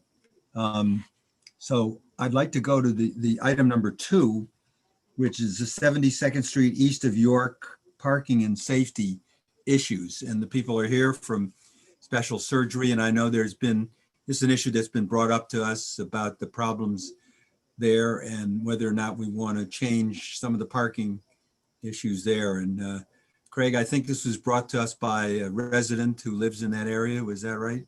Right. I think there were a few different residents that had communicated with us the challenges that they have and witness, especially in terms of vehicles that are parked in the cul-de-sac area that prevent emergency vehicles from being able to turn around or get into and out of the block. In addition to parking in the no standing zones outside the cul-de-sac area as well.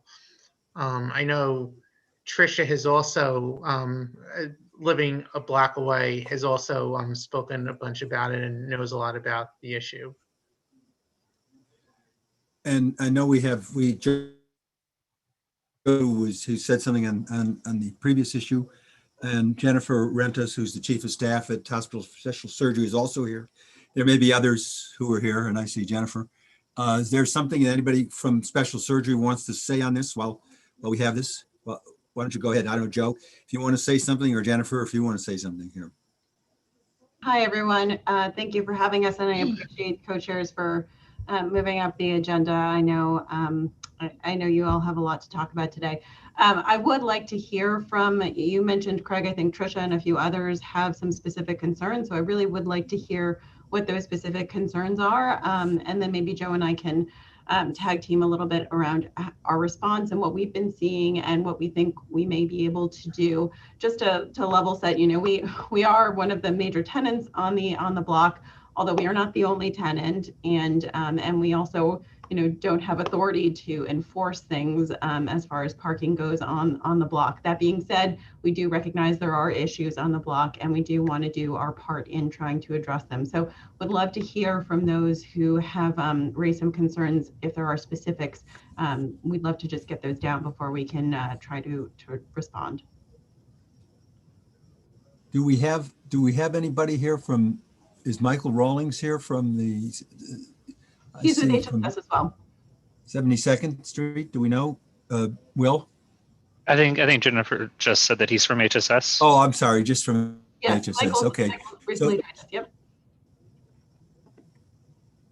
So who was that? I'm not sure who that was. But Tricia, do you want to say? Why don't you lay out the problem? We can talk about. I mean, the problem is whether, you know, the parking the way it is doesn't give enough room for, you know, vehicles to turn around, emergency vehicles and stuff like that, and whether we should change the regulations there.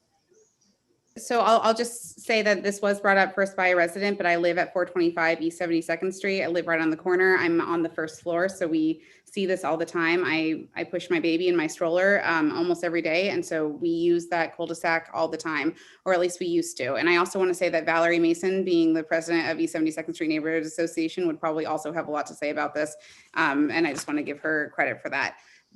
The block, the cul-de-sac, as you know, Monday through Friday is frankly, it's a parking lot. You cannot move in that cul-de-sac. I've stopped my husband. He rides his bike often. I've told him under no circumstances should he go around that cul-de-sac because there are too many cars, and I've seen near accidents way too many times. There are people who are idling and asleep in their vehicles, double or triple parked. to the point of where it's just, I mean, I could open up the car door and somebody would come falling out because they're all asleep. And I don't know, I don't blame HSS alone. I think that obviously the art gallery right there is also, it's not the art gallery, but I'm losing my words, but the other big tenants on that corner, you know, should also be here. And sorry? Sotheby's. Sotheby's, thank you, Craig, sorry. Sorry. I think that they also have a piece in all of this, but it's really unbearable for the residents. When somebody doesn't understand why it's so backed up, there's a lot of horn honking, and it frankly makes it really difficult for anybody. It's bad air quality, it's bad traffic safety, it's bad quality of life stuff. It's just really difficult. And I also do blame the NYPD too, because having an officer, an officer there once a month to scare people off does nothing for this. So I think it's very complicated. I really appreciate this being on, and I hope that the residents my neighbors who have brought this up are also on. But if they're not, then, you know, Valerie, maybe we can share this with them, but it's a huge problem. And I think that in part, I do question the parking regulations on that cul-de-sac there, and what can be done to improve upon it. It can't be good for anybody. It frankly is. And on the weekends, it's completely fine. It's empty. So we know that this is not a residential issue. This is an institution issue that's there, and them not doing what they, you know, and frankly, everybody not working together enough to figure this out. But it's a really bad situation. I can tell you this firsthand, and frankly, it's changed the way we operate on this corner. It scares me, frankly, and it's really dangerous. And what happens ultimately is that because of all of that mess, it backs it up all the way to Madison. And so it really does become a domino effect. I don't want to be, you know, I don't want to be dramatic with this, and I don't want to overstate it. And I try to be fairly reasonable, and I'm super grateful you're here, Jennifer. If you and Michael could just share with me your titles and what you guys do at HSS, that would be also helpful to know who we're speaking to. And maybe Valerie can also speak to this a little bit, because Valerie, representing all of our buildings here, I'm sure could also add to this. Yeah. Valerie, why don't you go ahead? Yeah. I also believe that one of the residents who brought it up to our attention, Kate Corkery, was one of the people who brought this up initially. But I'll unmute Valerie. Yeah, and then we'll have Catherine Corkery, you mean? Yeah, I mean, I used to live at 515 East 72nd Street, which is right in the cul-de-sac, and I do appreciate HSS coming. I mean, this is a constant topic at our neighborhood association meetings. You know, look, you have a confluence of bad situation there. I refer to it as a keyhole street. You have a city bike station taking up some of the parking on the block. You also have in many of the buildings, you have medical doctors. There's an imaging center in two of the buildings. So there's constant drop off on that block. Many of the, whether you call them Uber, Lyft, or whatever, use it as a place to stay while they're waiting for calls. I mean, you know, we have a constant problem with residents who are trying to get in and out of their own buildings who can't even get on their own street. And Tricia is correct. It's really just a problem Monday through Friday when all of the medical facilities, whether they're HSS or independently owned, it really doesn't make a difference, are having, you know, just 20, you know, East River Imaging is there. They have, you know, they're there like almost 24 hours a day. And it's just constant drop off and pickup, and these cars waiting. And then, and there's not, you know, it's circular. So once you get stuck in there, you can't even get out. And we've had, you know, NYPD come down there many times, but the problem is that, you know, they'll shoo a car away. And as Tricia mentions, 5 minutes later, that car is back in the spot. So unless there's like somebody, a dedicated person there almost monitoring the in and out, it's really an impossible situation. And because it's really a turnaround street, Trisha's absolutely correct. It just gets backed up and then creates traffic up and down the avenue of cars trying to get in and out of there. And,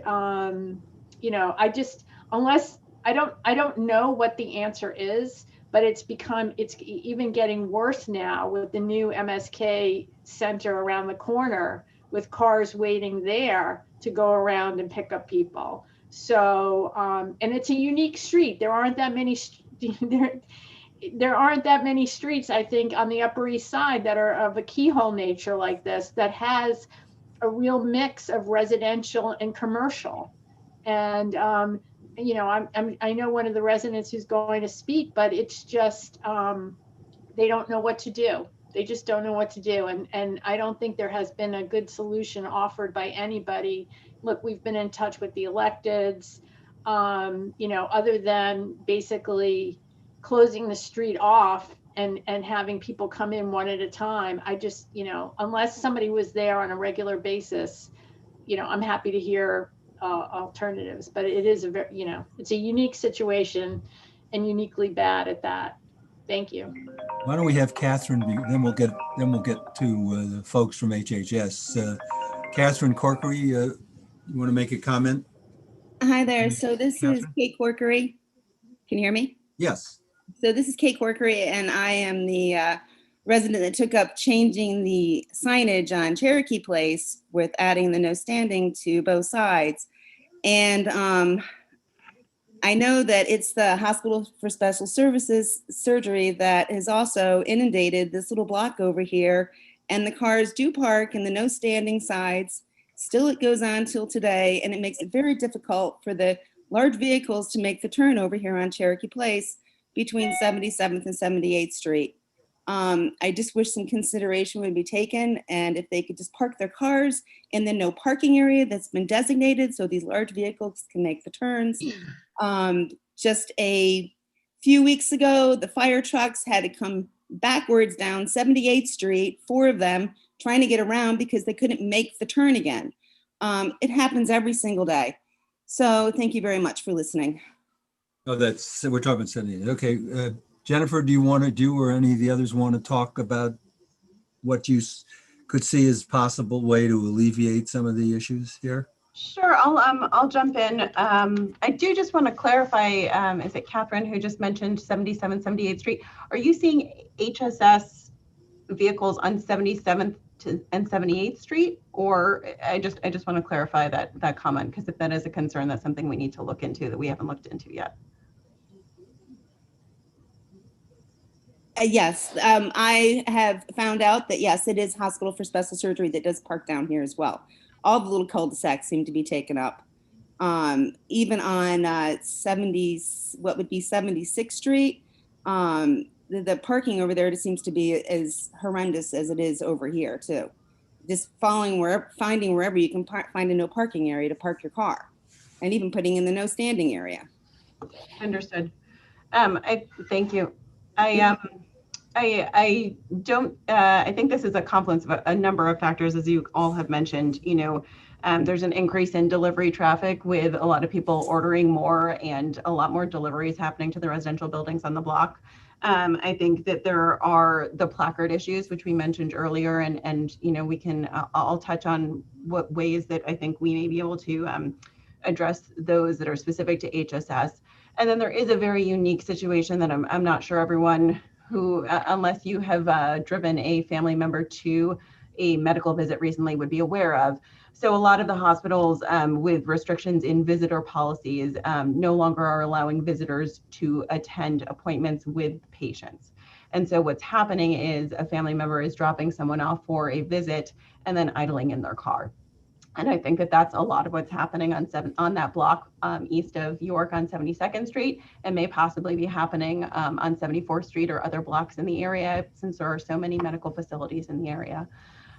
So there are a couple of things that we've talked about we may be able to do that are within our control. One is to communicate more to our patients who are attending appointments in that area, that they, there are other options for them to park, sharing parking garages or things of that nature, and making it clear that they are not allowed to idle on the street. So that is something that we can do. We can communicate to our patients as they're making appointments. The other thing that we can do is when going back to your first discussion around placards, there are some individuals with HSS placards on the block, and we can communicate to our own staff, encouraging them not to park in the area using their HSS placards. Those placards, I believe, and Joe and Michael can clarify this or correct me, I believe there were additional placards released for healthcare workers when COVID-19 came into play. And so there are additional placards in play right now for healthcare workers. And so that may be taking up some of that parking that you're seeing in the area as well. Again, we can only, communicate to our own staff, but we are willing to do that and can communicate to our staff saying, we would appreciate you not parking on your street in the area using HSS placards in no standing zones or other areas, knowing that it is a safety hazard. So I will let Michael and Joe jump in if I missed anything, but those are a few of the things that I think are in our control that we would be happy to do. And I just wanted to jump in and introduce myself, Michael Rawlings. I'm the Senior Vice President of Facilities Management here. And Joe has been doing an amazing job over the last couple of days of collecting information leading up to our participation in this community board. And obviously, I even took a walk over personally to see, 72nd Street today. The snow certainly doesn't help. But most of the parking spaces over there are for loading and unloading and truck loading from Monday through Friday from 7A to 7P or 8A to 8P. But there does seem to be, quite a bit of folks that are parking on the street. Some of them are HSS, but the majority of them are either other hospitals like New York Presby, or there's a tremendous amount of people, Joe can add, that appear to have placards that, are fraudulent and, not appropriate for using on that street. And I think that, there needs to really be some more enforcement by the traffic enforcement agency from NYPD. We can continue to communicate with our staff and try to free up those areas. But it is a very difficult situation. There's just so many people sharing that block in such a short amount of space. And you're right, when you do get down to the cul-de-sac and make the turnaround, that trip can take quite a while, especially, with the various different entities that are located on 72nd. Thank you. Joe, you want to say so? Add something, Joe? I do, yeah. To add to what Mike was saying, the regulations are in place. The placards that are being used primarily were given out during the COVID crisis, and they're legitimately parked there, if you will, with the placard in place, except for the no standing areas. So any no standing areas on that street, nobody can park there.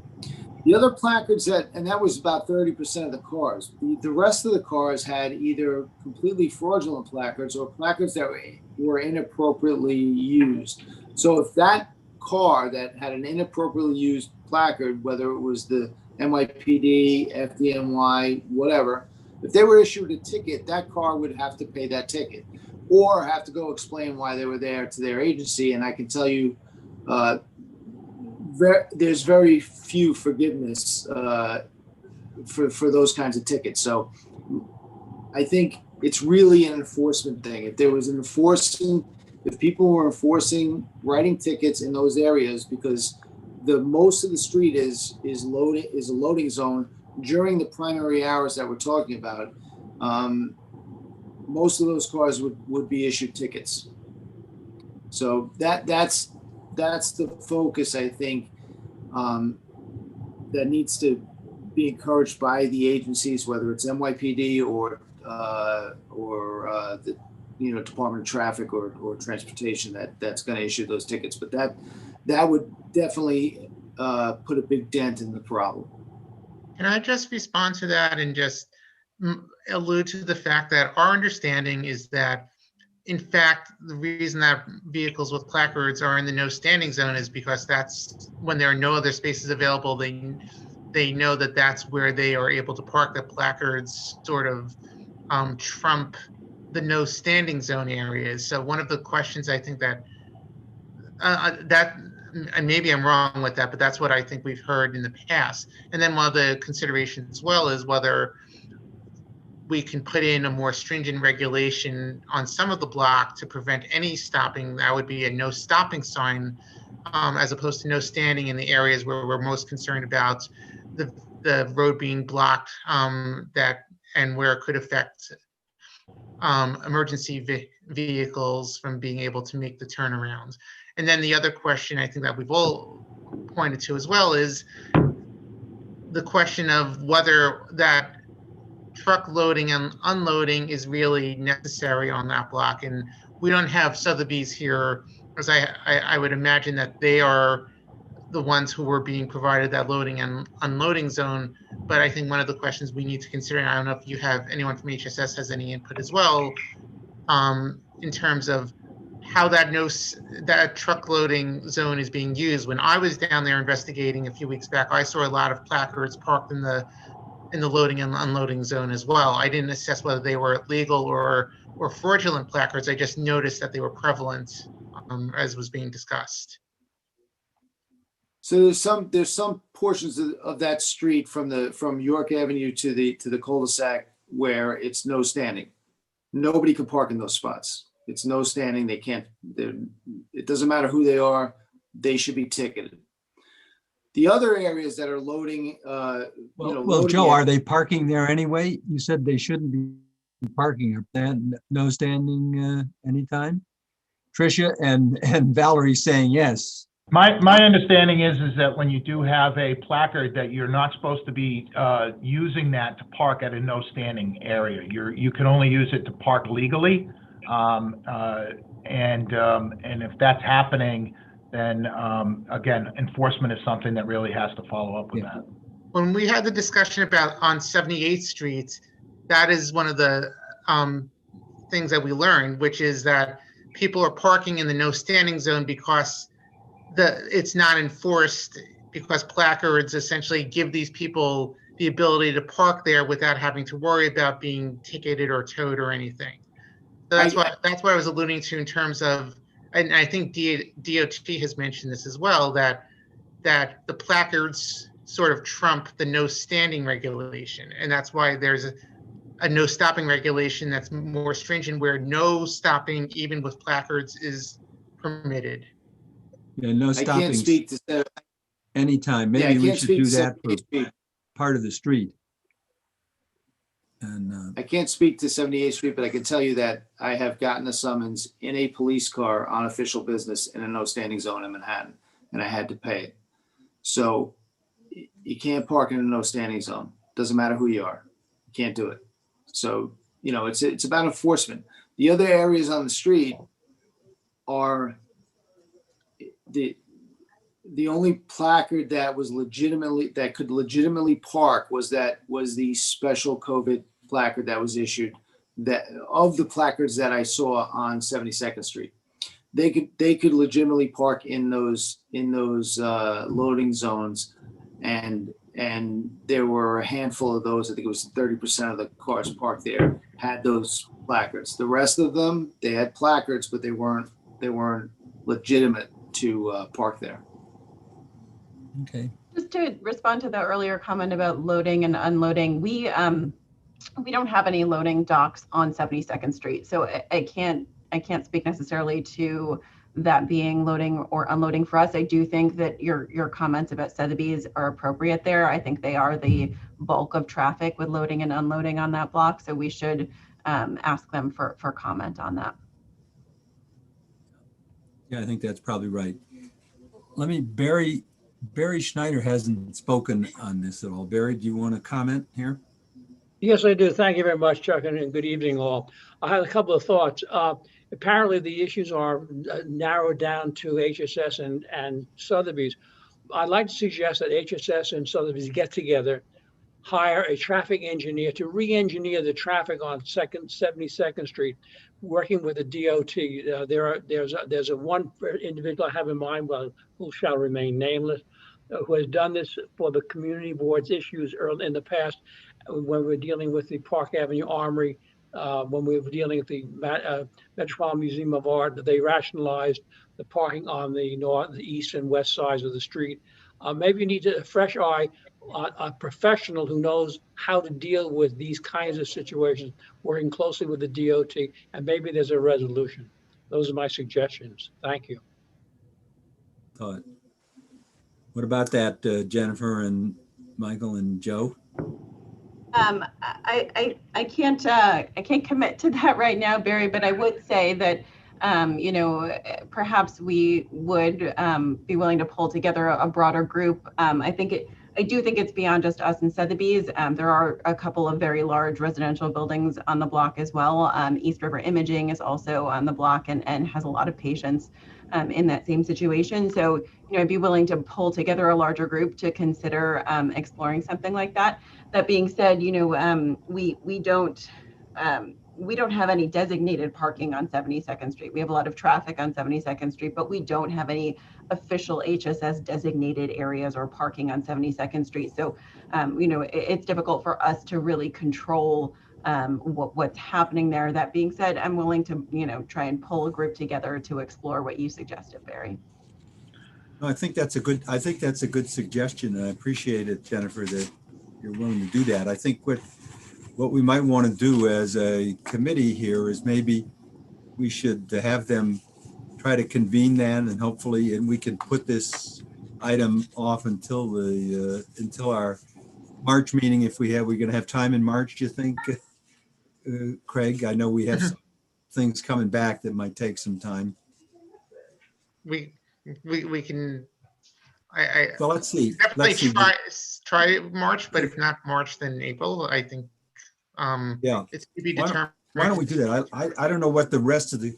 You know, my thought is that it would be good to get, if we could get everybody working together and maybe to the extent Will could maybe help out to the extent to get some of those other people to participate with HHS, and I you know, appreciate the willingness to try to convene a group, because I think that would be a good way to start with this, and maybe we could come up with some things that make sense.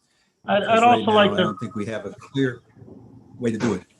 I'd also like to suggest that the community board reaches out to the Manhattan Division of Department of Transportation, because those are the ones, I believe, that you know, designate loading and unloading and truck loading zones, and actually you know, install the signage on the various streets where there's standing and no standing areas. And you know, we would be happy to work with DOT as well as our other neighbors on the street to take a look at this. But yeah, sure. I mean, I think if everybody gets together and talks, I think that was Barry was suggesting, that talk to DOT and see what kind of traffic solutions might be appropriate that make sense. Colleen is here, and I've unmuted her. By the way. Good. Colleen, yes. I didn't see her, but Colleen, do you have any thoughts on that? I assume DOT be willing to sit down with the group there. Yeah, we're more than happy to do that, you know, but given that this is such a unique spot, you know, we're talking about a cul-de-sac, you're always going to find that there are probably going to be bad actors out there who are going to park in that spot and continue to idle. But we're more than happy to work with HSS to see what we can do to better accommodate the current situation. Yeah, it would be HSS and Sotheby's and the Imaging Center and some of the other buildings. So it'd be a whole group there, which I think makes some sense. Definitely. Does that make sense, Tricia? I know did you want to say something? Yeah, go ahead. Unmute Tricia. Yeah, I mean, look, I appreciate you the institutions getting together. I appreciate you coordinating with this. I'm gonna tell you the honest truth is that I think that at the end of the day, it's gonna come back to everybody telling us that it's enforcement, and that there's two pieces to this pie. It's enforcement and it's the parking. It's the parking regulations. And at the end of the day, while I don't solely individually just blame HSS, I'm going to come back and say, well, if it is enforcement and if the NYPD clearly can't do this piece, then in recognition that these institutions do heavily impact this cul-de-sac, then I'm going to push back and frankly say, then why aren't the institutions together putting their money together and paying for somebody to stand out there and to tell those people who are idling and falling asleep in their vehicles to keep on moving. I'm more than happy to go through the process, and I think that we should, and I think that better coordination is good here. But I frankly think I take a little bit of pushback. I will push back a little bit, saying that this is not the residents on this street. I'm not even on that street, and but this is not the residents, because on the weekends it's completely clear. It's clear enough to let my 2-year-old run around like in the middle of the cul-de-sac without any concern whatsoever for anybody being there.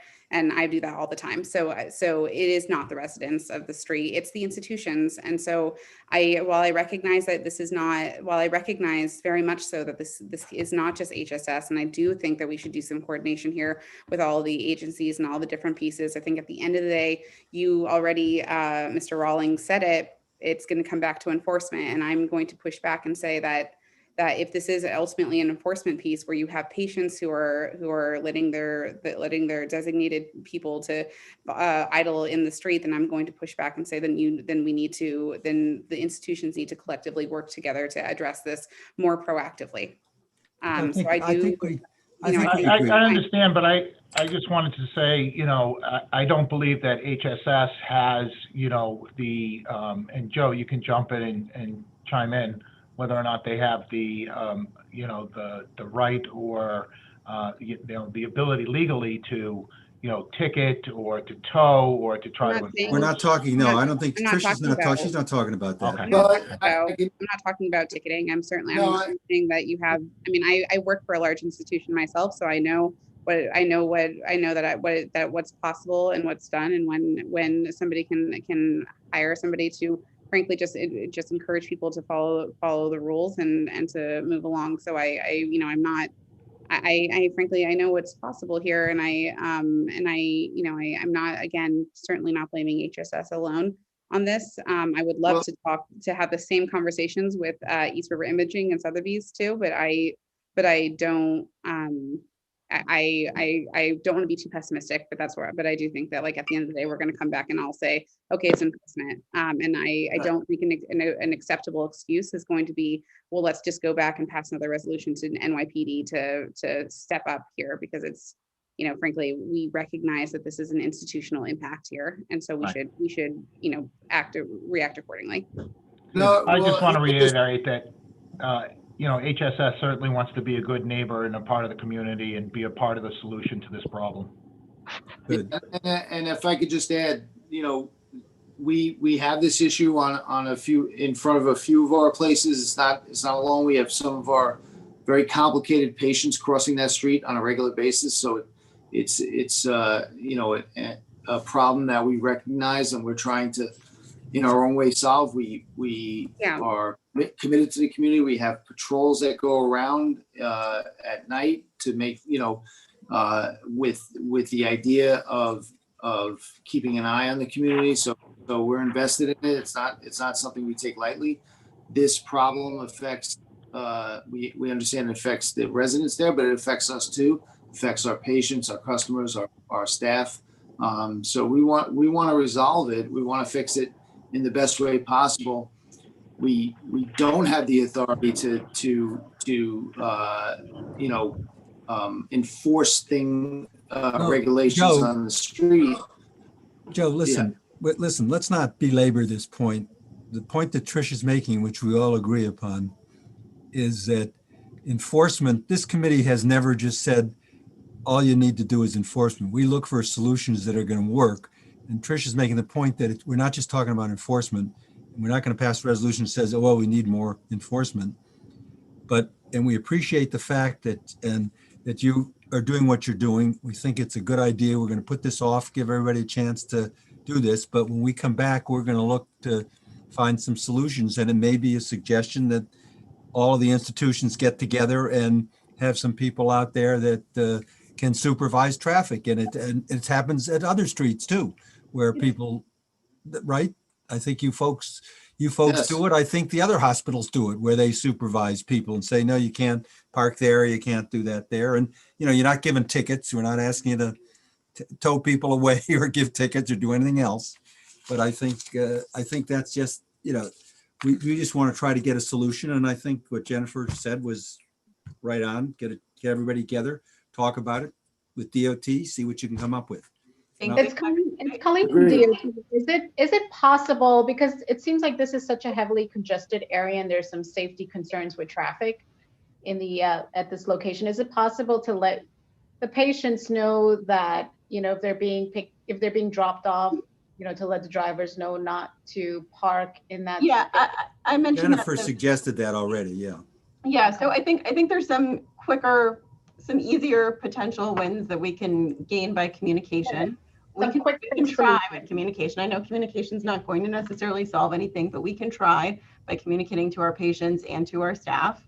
And then we will bring together a group on this cul-de-sac block to have a conversation. And to your point, Chuck, you know, knowing, Tricia, that what you're suggesting may be the ultimate ask of the community board, I think that group has to sit down and really consider what are our options. And I understand that.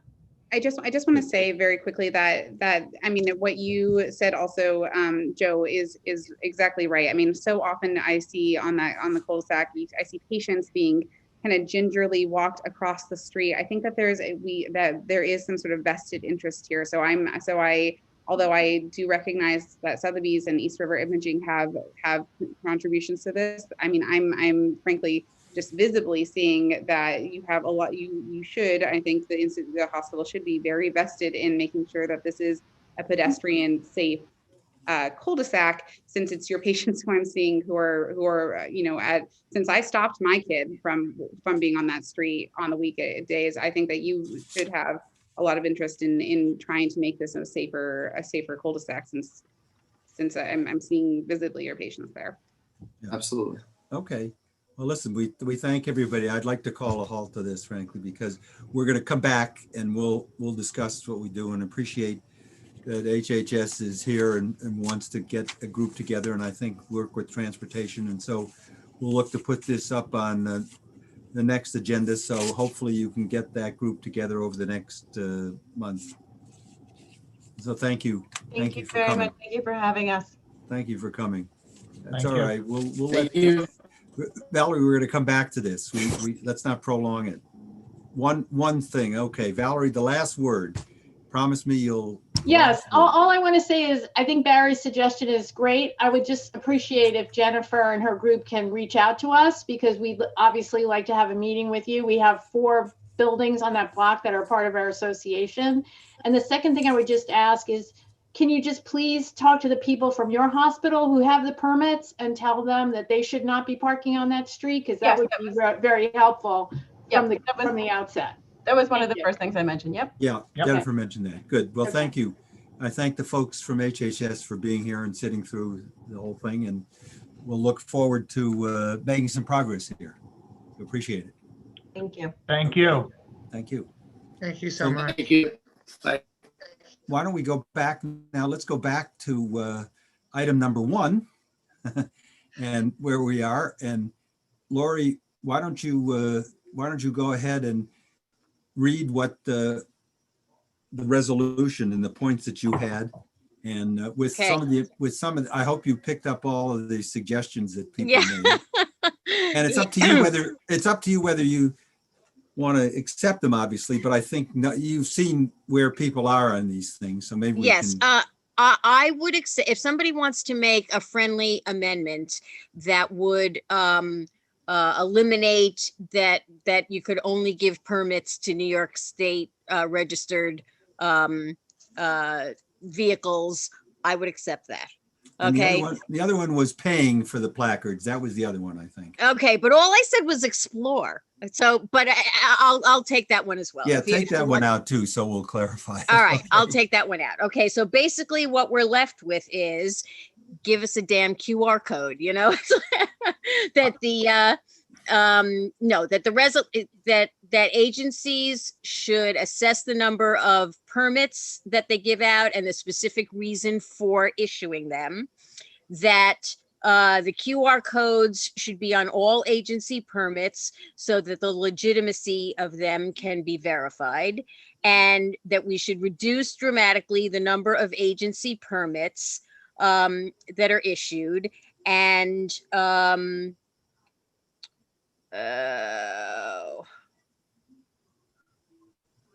yeah, that's basically it. I mean, I can give you the specific things that you need to look at, but no, that's it. But I did want to say one thing, that, you know, I'm a person of faith, and the reason why I said clergy was not because I want to punish the clergy, but because there are so many, there's such a reduction in the number of churches and institutes of faith that are out there. So that's why we need to, the number is important. The number has to be reduced. Two other issues Billy had suggested, which I thought was a good suggestion, that all the permits should end and everybody has to make a new application if you don't have a digital permit. You have to make a new application for one. And I think that makes sense. I would say yes to that. I would say yes to that as well. That'll at least say everybody's going to get what you want, whatever we all want, a permit with a digital thing on it of some, right. Whatever it is. Yes. Right. Okay. And the other thing is the enforcement issue, and whether we want to say that the traffic enforcement should be the sole enforcing agency and to deal with these things. Okay. Do we want to say, Michelle had said that, and I thought that made sense too, because now we have the police department that really doesn't do anything. We have DOT that really doesn't do anything, and traffic enforcement is doing it. And if we say they're going to do it, then maybe we can get them money focused on them to do it. Right. So it would be traffic enforcement, but doesn't traffic enforcement come under the NYPD? That's a special division. It's like its own separate division. And okay. They have their own hierarchy, as we were talking about before. So it's a specialized group of people. And what they're doing, they strictly are for enforcing traffic regulations. And this is all part of that. It's like a parking and stuff like that. Okay. So so that traffic enforcement would be the sole enforcement agency. Okay, good. Okay. Michelle wanted to make a comment on some of this. Go ahead, Michelle. Let's unmute Michelle and then Rebecca. Yeah. I wanted to push back a little bit about starting all over with issuing permits. What typically happens is when you institute a new protocol in an agency or anywhere else, the new protocol usually becomes in effect as each permit is renewed.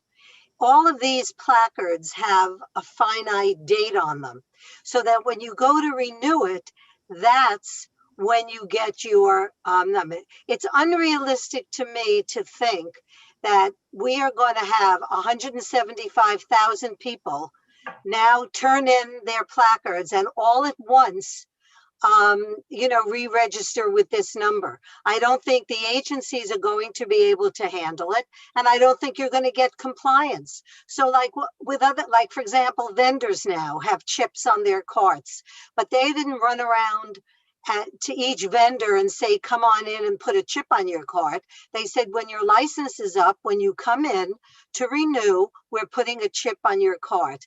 And I think to think that this can all be done at one time is very unrealistic. Well, you could give people time to do it, but I think if you wait, my view is if you wait for them to expire, then you're still going to have a lot of these old permits that are hanging out there. That's right, but eventually, if you're monitoring what you're issuing, I think you're not going to get a handle on it until you get these new permits. But that's you think it is realistic that all people at once are going to turn in their. If you give them enough time, if you say by X date, everybody has to turn in their permits. Not everybody will submit them. At the last day, they're going to try to want to get a new permit, I would think. Then you have to, let's say that happens, which maybe that'll work.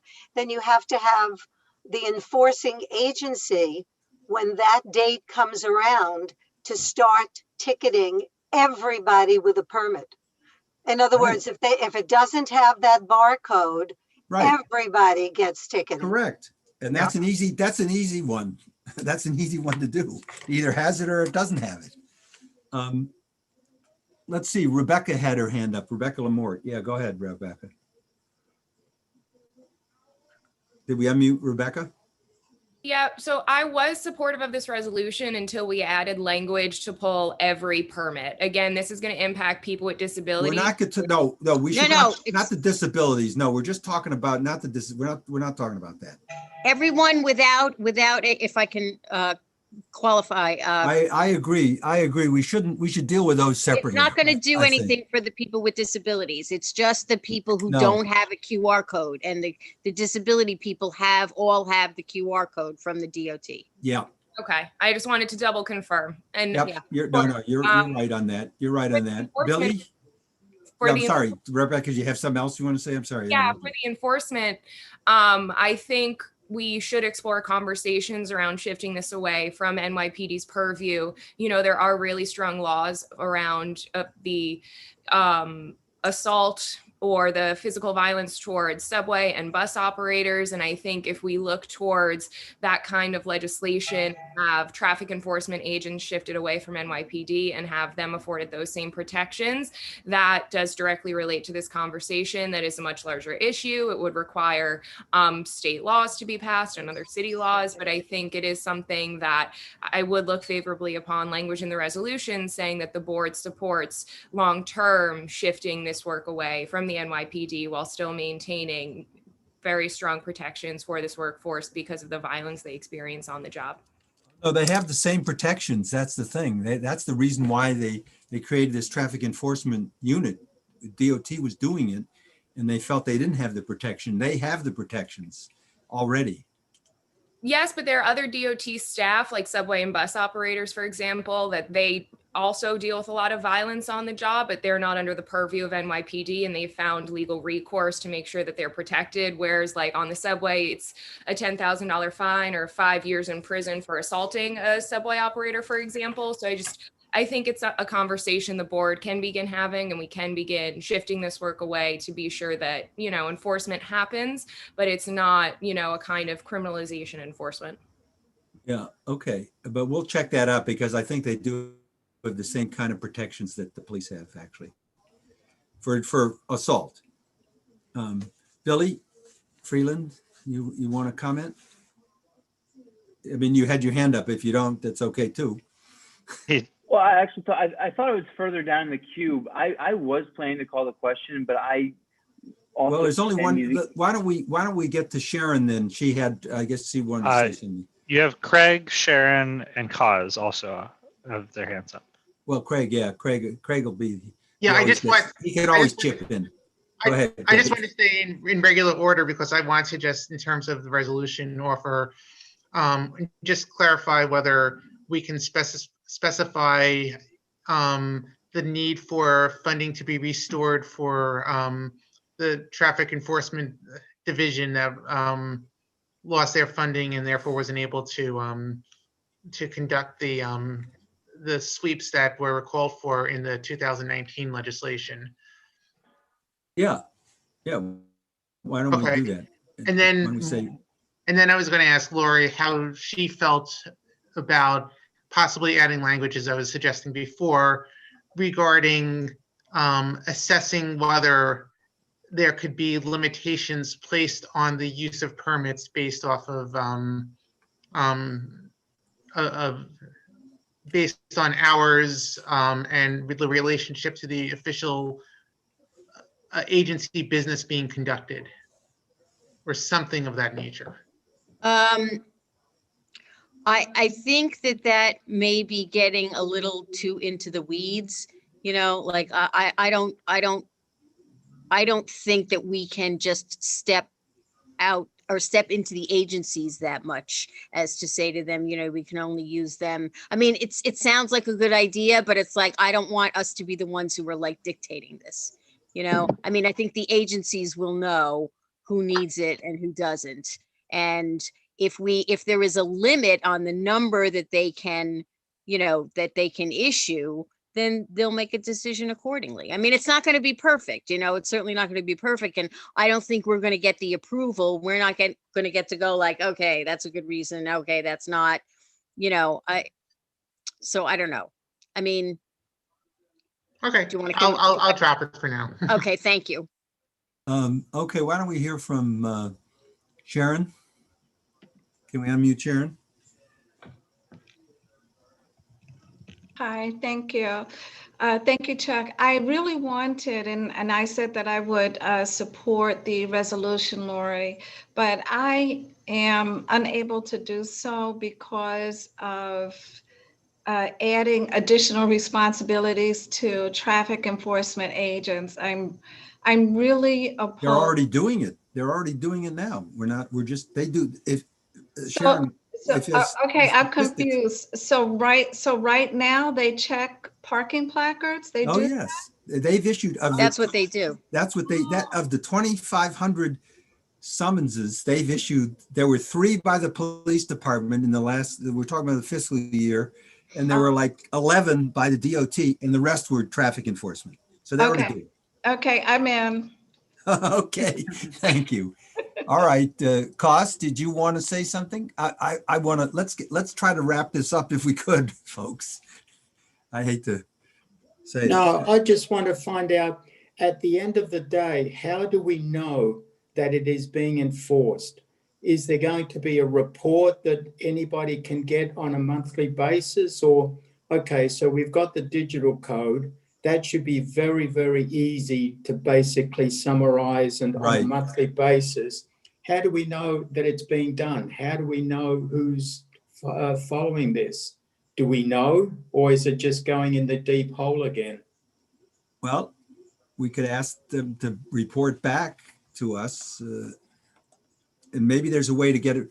Why don't we see, once they have it on a digital basis, I'm sure they have to be, traffic enforcement must have to have reports on that. Definitely. Why don't we check costs? Why don't we check that? And if there's something we if we think we have to add something, we'll make a friendly amendment when it comes up at the board. We'll check that. I mean, the DOT has on a daily report all the information on their open restaurants, and that's on a daily basis. How do they do it? I mean, there's got to be a way. Yeah. Okay, we'll check that out though before our meeting. Thanks. Okay, Felice. I lost track of where we were on the resolution. Does it include transferring traffic agents out of the police department or exploring that, or is it all the other parts of it? Felice, it's very confusing. The traffic enforcement division is a division of the police department. It's a separate division. They have their own they have their own hierarchy, but it's considered overall under the police department. And they're so the resolution they're specific for traffic enforcement. Okay, thank you. Okay, sure. Okay, Billy, did you want to? Call the question? All right, can we have a second? Okay, I see seconds. I see Rebecca and others. So all in favor, anyone in favor doesn't have to do anything. Are there any opposed or abstentions? Raise your hand and we can record those. And let me just go through the list of who I have present at the moment. Myself, Chuck, Tricia, Barry, Lori, Billy, Felice, Jack, Jordan, Lowell, Marco, Michelle, Rebecca Lamort, Rita, Sharon, Valerie, and Peter. Anybody else that we haven't gotten? And actually, I see Peter is not here any longer. Yeah, Peter is not here. And Cost, you raising your hand? Do you want to? Oh, Cost, yes. I wasn't included. I kind of feel left out. Yes, we shouldn't leave him out. I think that was the function of you were at the top when I was at the bottom because you had Okay, so we have it's unanimous. Thank you, everyone. Good discussion. I think it's a good thing. I think we're moving the ball here a little, so appreciate it. Our next issue. Let's see, where did I put? Oh yeah, okay. Our next issue is that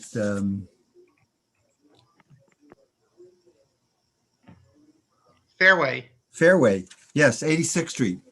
Now, is there anybody? Do we have anybody from Fairway here, Will? Not unless they're hiding. So if they Is anyone from Fairway here? Raise your hand. Will, do you want to explain that? You want to Confirm that explain? you reached out to them and spoke with them and they declined to participate? That is correct. Max was the one reaching out to them. So Max is our assistant district manager, and he can relay his conversation with their store manager. Yes, Sure. Max, let us so know. I spent a few days trying to reach out to Fairway, and I finally got through to the store manager, who expressed that he had no time to deal with minor community board matters because he was running a grocery store in a pandemic. I did reach out one last time again today, but he didn't put an answer today. And when I did ask him to for some contact information at corporate, he wouldn't give me any. So yeah. Okay, so Thank I heard this before, and I said we're putting this on the agenda, and as Barry remembers, we gave them special dispensation in parking and loading and all that stuff, and they have a tremendous thing, and they made commitments and things like that. And of course, that was under the original ownership, which was a family ownership. They sold out to a larger company now.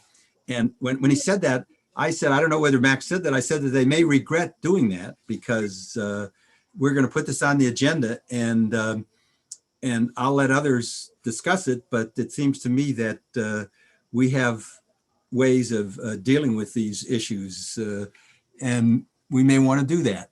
And maybe we'll get their attention if they decide that suddenly their parking, they have new restrictions on what they can do there. So, but I'll leave that to others to.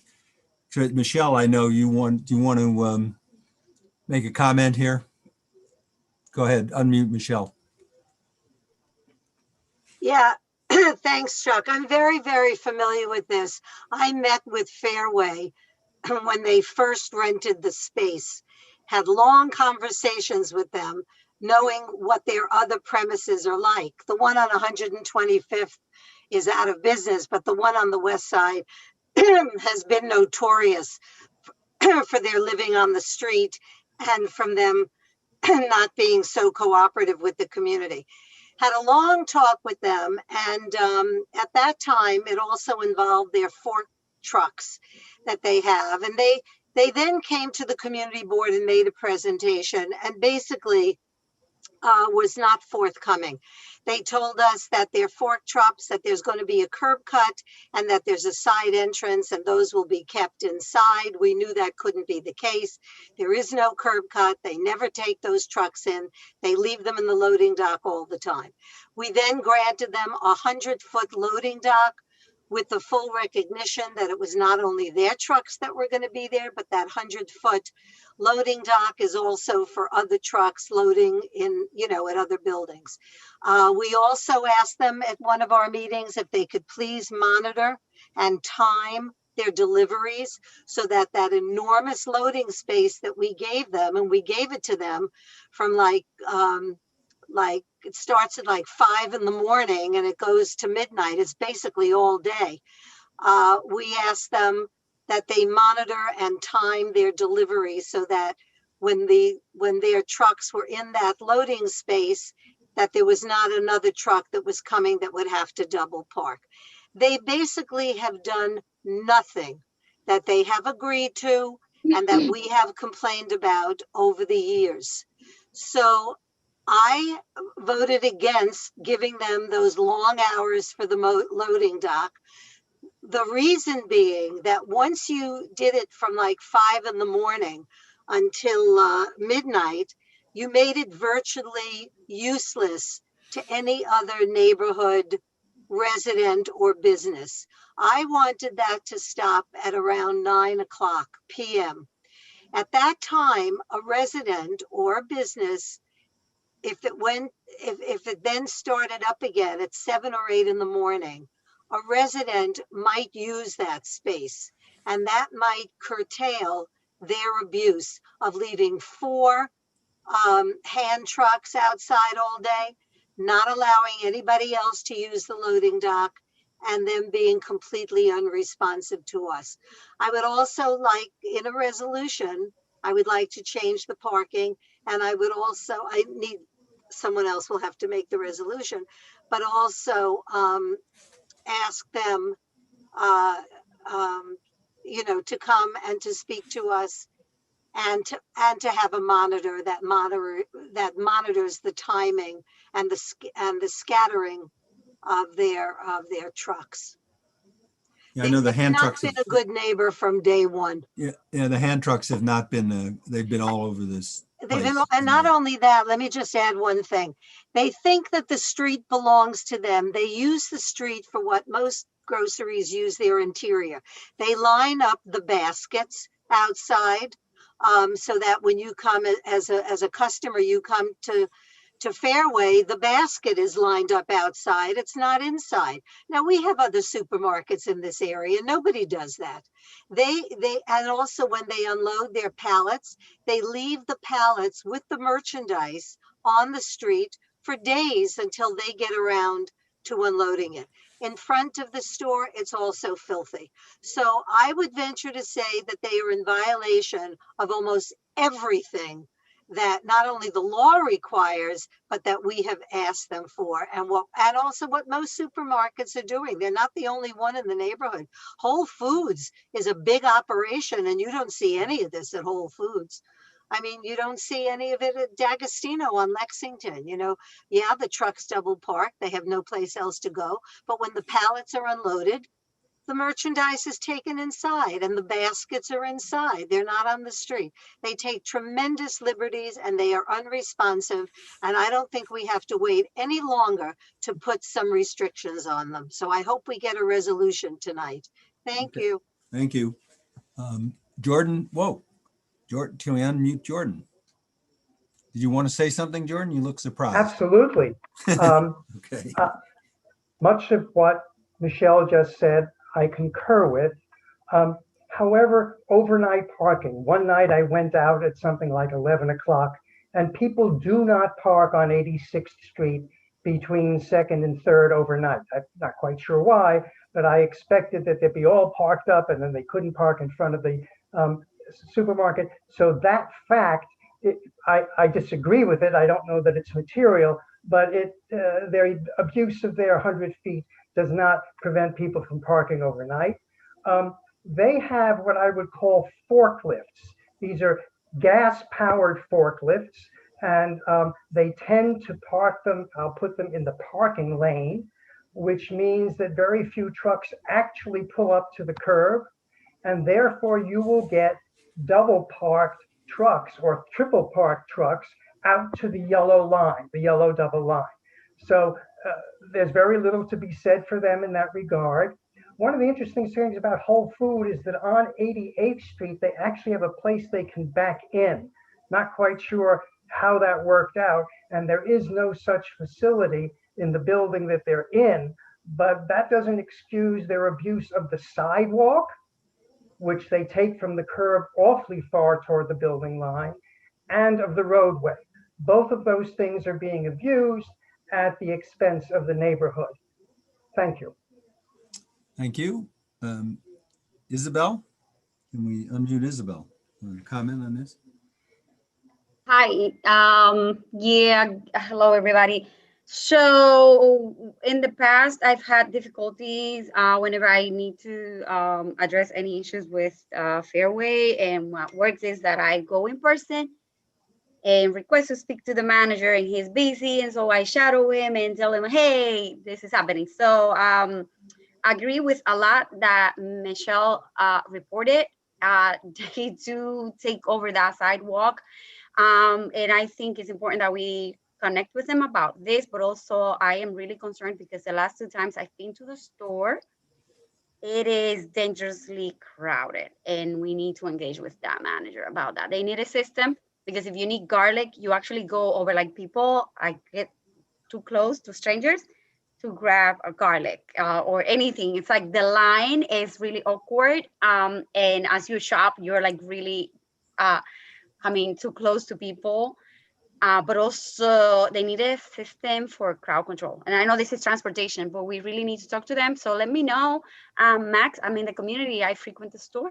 If you want me to engage with the manager in person and let him know, or, you know, like also if you need the board of president to send a letter, I don't know, but it's really many things going on with Fairway at that location. Yeah. Will has posted something in the chat, and if you can look and see what it looks like there, you'll see what. I think he posted the street view, or at least what I suspect. The street view, yes. And it shows, I think if it's the one I was looking at earlier, it will show a lot of the activity taking place on the curbside. And I also on there confirmed that the regulation is truck loading 5 a.m. to 10 p.m. 7 days a week, not till midnight. Yep. Okay. Yep. That's exactly right. It looks just what you described, Michelle. Thank you. Thank you, Isabel. We're going to try to get the manager's attention, and maybe he'll listen to you and others. Costs? A comment, Costs?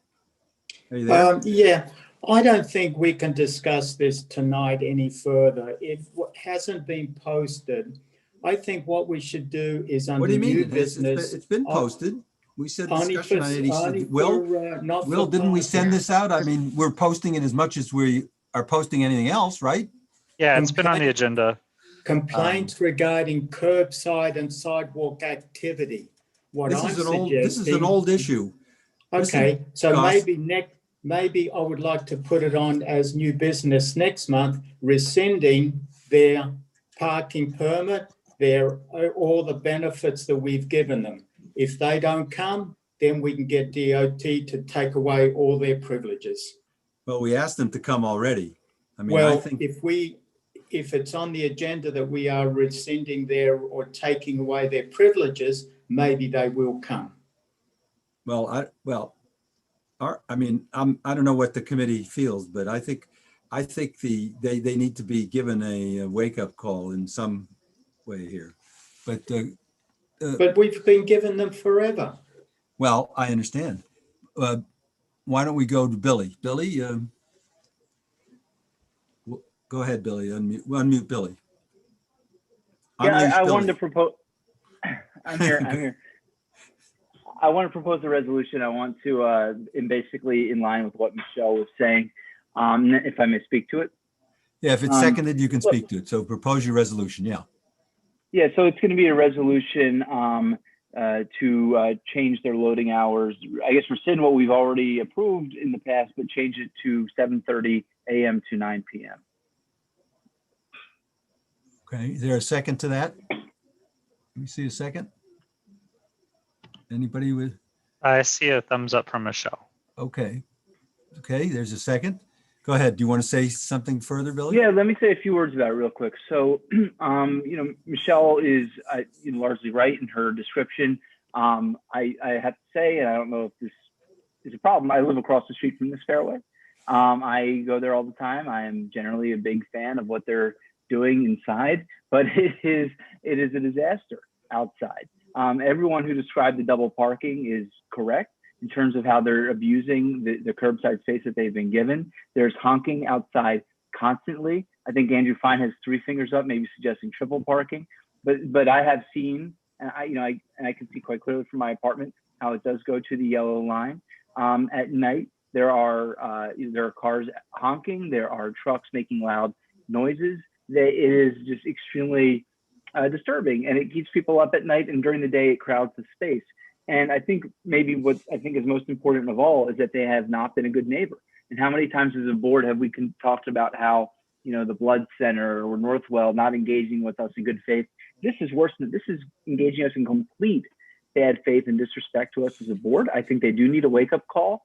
I almost think this is more important for what it symbolizes and what it does. It's sort of to me, it's almost like a brushback pitch of sorts. We're saying if you're not going to come to our meetings and engage with us and try to be a good neighbor, we're going to take steps like this. So I think that's why we proposed something specific, which is changing the hours to 7:30 in the morning until 9 a.m. I would also include in this resolution language, I would specify exactly the meetings that we've asked them to come to and that they've not.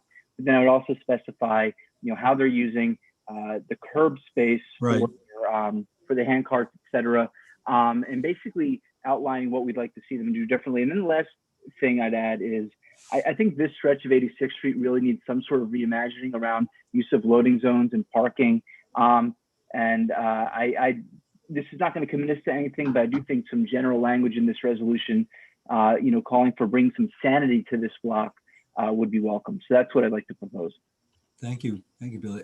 I see Andrew Fine wanted to make a comment. Can we unmute Andrew?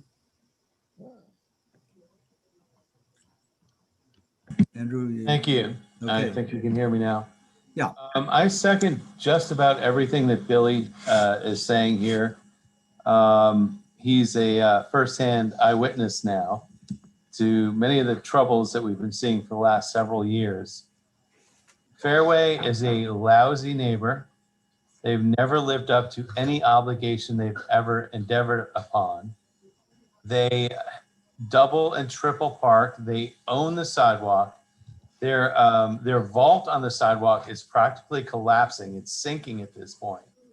They don't social distance. They have lines inside of their store that are like 50, 80, 100 people long, which cannot be compliant with any COVID protocol whatsoever. And if I could just turn back the clock to when Fairway first announced that they were coming to East 86th Street, honestly, I'd say, I wish they never came here. They've been a lousy neighbor. They've caused nothing but traffic. They've been unreceptive to any movement that we've made towards them to ask for them to help and be a good neighbor. They have hand carts and all the e-commerce carts chained to the tree guards. We've planted virtually every tree pit on East 86th Street between 2nd Avenue and Park Avenue, except for Fairway pits, because they're trampled constantly. It's basically, it's like Garbageville. So bottom line, anything you can do to wake them up and to tempt them or to persuade them to be a better neighbor, please do so. Thank you. Thank you, Andrew. Craig wanted to comment? Well, I just wanted to ask, in terms of just being realistic and consistent in terms of how we have commercial loading zones, I just wanted to ask about the logic behind the hours that you offered, Billy. I think you said 7:30 a.m. to, was it 9 p.m. or 9:30 p.m.? And 9, I think he said 9. 9. I know across the street it's 7 a.m. to 10 p.m. I don't know if there are certain hours that we're more concerned about than others. I just want to at least put that out there and make sure that whatever we're proposing makes sense from a broader standpoint. What is, Colleen, what are the normal hours, or aren't there any normal hours of those kinds of loading zones? There aren't any normal hours, is what you just mentioned, Chuck.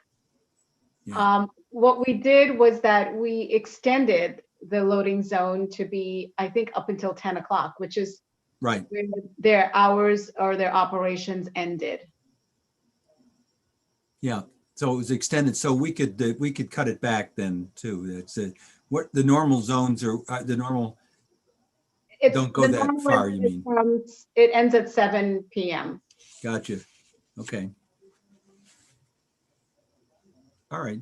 Well, look, this is something that the way I view this is an opening salvo here. We'll see if that gets their attention, and we may want to do further things. I mean, because I feel strongly that they just really,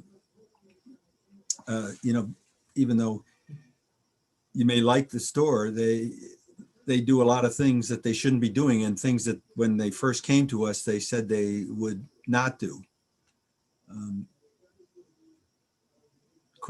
Rita, where's Rita? Go ahead, Rita. Why don't you unmute Rita? With the changes in the time, I'd like to call the question. Okay. Is there a second to that? Do we see a second there? Will? Rebecca Lamort said, okay. All right. So what time did we land upon? 9 o'clock, I think, still. 9 o'clock, okay. So all in favor of this, if you're in favor, you don't have to do anything. And but if you want to be against or abstain, put your hand up in the raise hand thing and we'll call on you. Okay, Michelle.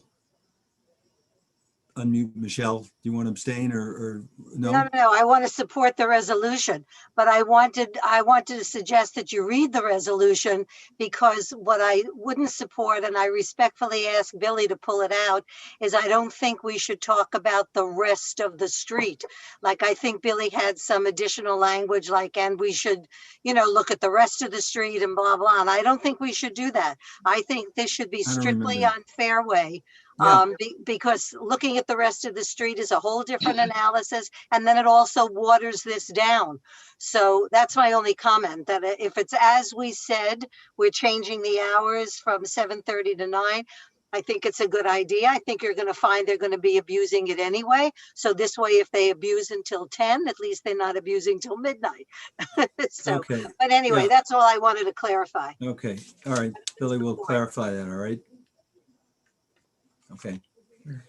Okay. All right. So it passes. Do you want me to clarify that right now? Yeah, I think I think we're okay on it.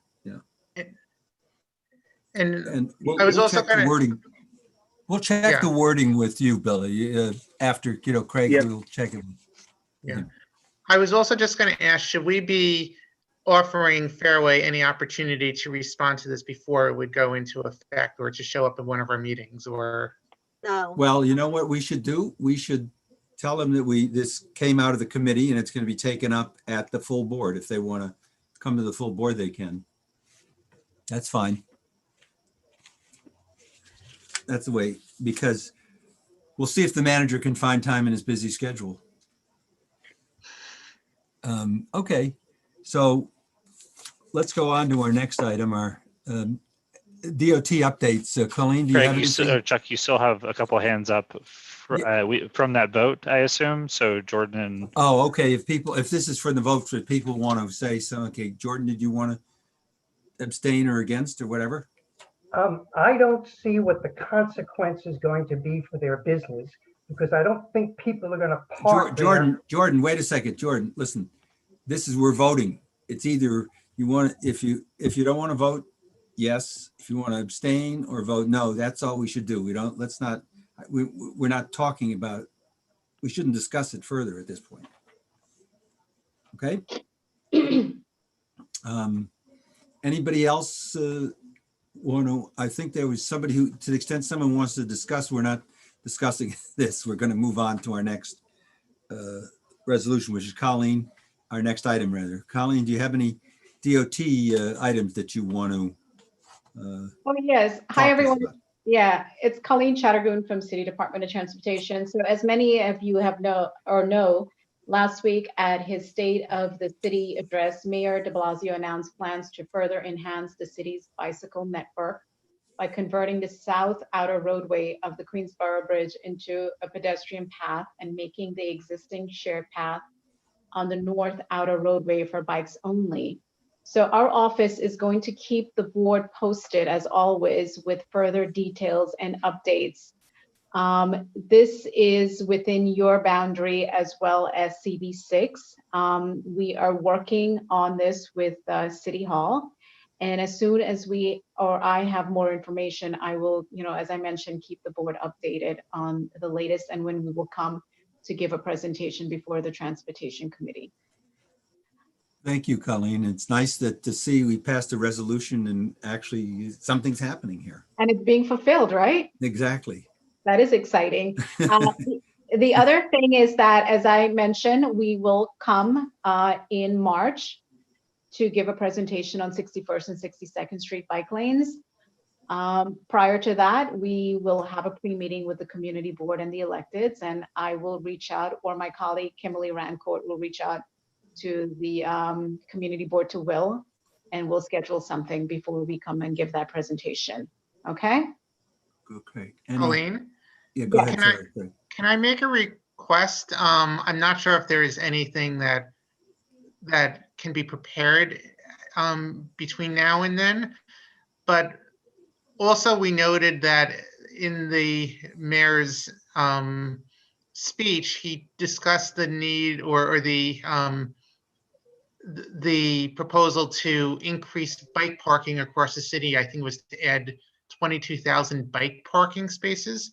We were looking to have a discussion on that as well, at least to introduce that topic. Would it be possible to see if Kimberly or someone else from DOT can do a little something about bike parking and just provide an overview of the issue and what the mayor's initiative is? Sure, definitely. We can look at maybe doing something when we come next month. Yeah, exactly. That's why I was hoping next month could very well be a bike-centric month. Yeah, definitely. I will let Kimberly know and we can put together something. Thank you, Colleen. We have some maybe questions. Valerie, do you have a question for Colleen? What unmute Valerie? Will? Yeah, go ahead. Thanks, Chuck. Colleen, a couple of questions in the follow-up to our discussion on the 61 and 62 lanes the last time. I believe myself and Trisha asked you to reach out to that dialysis center to see what could be done in the meantime. And I didn't know if you had a report on that. I did. I spoke with Fiona. We emailed each other, and my colleagues, prior to the changes that were made, are working on a design that we plan to share when we come to the community board next month. Okay. So yeah, we have been speaking to Fiona about it.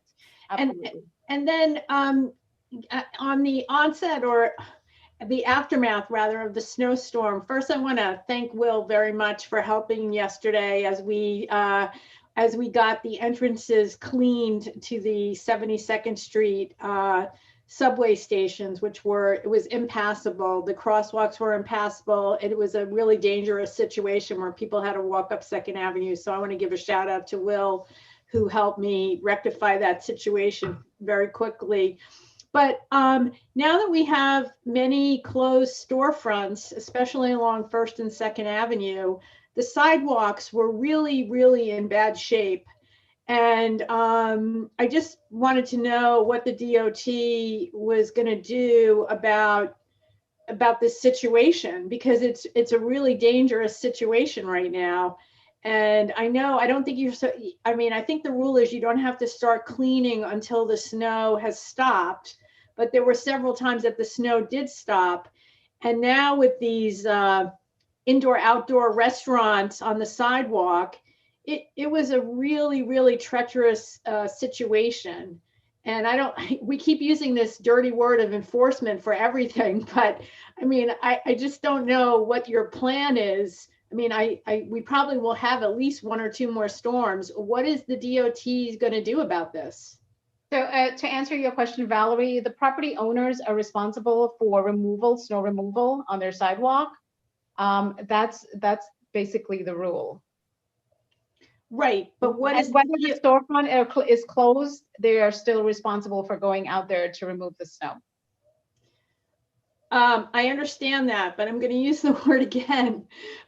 Who do you have to go out and do something about it? I mean, again, we're in we have a high density of elderly people who need to walk places, and it's treacherous out there. I totally understand. But again, it's the property owner that's responsible for the maintenance of their sidewalk, and that includes snow removal. Mm-hmm. And who's responsible for the crosswalk? Because the question that we had yesterday in trying to get the 72nd Street sidewalks surrounding the escalator entrance and the elevator entrance, they were kind of saying it wasn't their responsibility. Whereas, we all know that the property owner is responsible for 18 inches into the street. So, I mean, again, with where the sidewalk is, where the pedestrian ramp is, it's the adjacent property owner of that location that's responsible for clearing the area. Does that include when it's the MTA and New York City Transit? That was an issue yesterday. That was an issue yesterday, and they did go out there and they did clean it. Yes. I appreciate that. I mean, it was a different station, but it was, I didn't want to get into an argument with them. That's why I'm asking for the clarification. I mean, they were great. Once we got that kind of ironed out, they were out within an hour and they cleaned everything up. But yeah, they were responsible for that. Yeah, within that area, because that's within their station parameter. And then to just switching gears a little bit, we sort of talked about these indoor outdoor shacks being built adjacent to restaurants, etc. Can you give us any idea of whether your enforcement people have been in our neighborhood as of late and whether they have issued any violations to your knowledge with respect to any of the restaurants? Sure. So Carl's had emailed me a spreadsheet, an Excel spreadsheet with all of the restaurants on the Upper East Side. I think it might have been 200. And some of those locations have been inspected. The database that we created is called PRISM. And in those locations that have been inspected, there's notation that's been made there, whether they are in compliance or if they are not in compliance and they need to fix their structure. Let me ask you. We don't have the resources to inspect all of the 200 restaurants that was emailed to me in an Excel spreadsheet.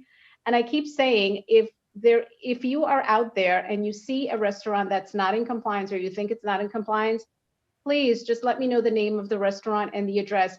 And I think you did reach out to me regarding 2 locations, and we've added it into our database for inspection. And as soon as I get the information about the inspection results, I will share that with you. Well, let me just ask you the follow-up, because just like we have restaurants with grades A, B, C, D in terms of health safety, is there, if you've inspected one of these places and they've received a fine, I mean, shouldn't that be something that the public is aware of so that they know that they shouldn't frequent that particular location? I mean, that's one of the reasons why I'm asking whether you're issuing any violations. If we issue a violation, it would be in the database. I believe it would be. And we can access that? How do we access Yes, the public can access that. I will share the link with you. Okay, great. Thank you. I'm done. Thank you very much, Chuck and Craig. Sure. Okay.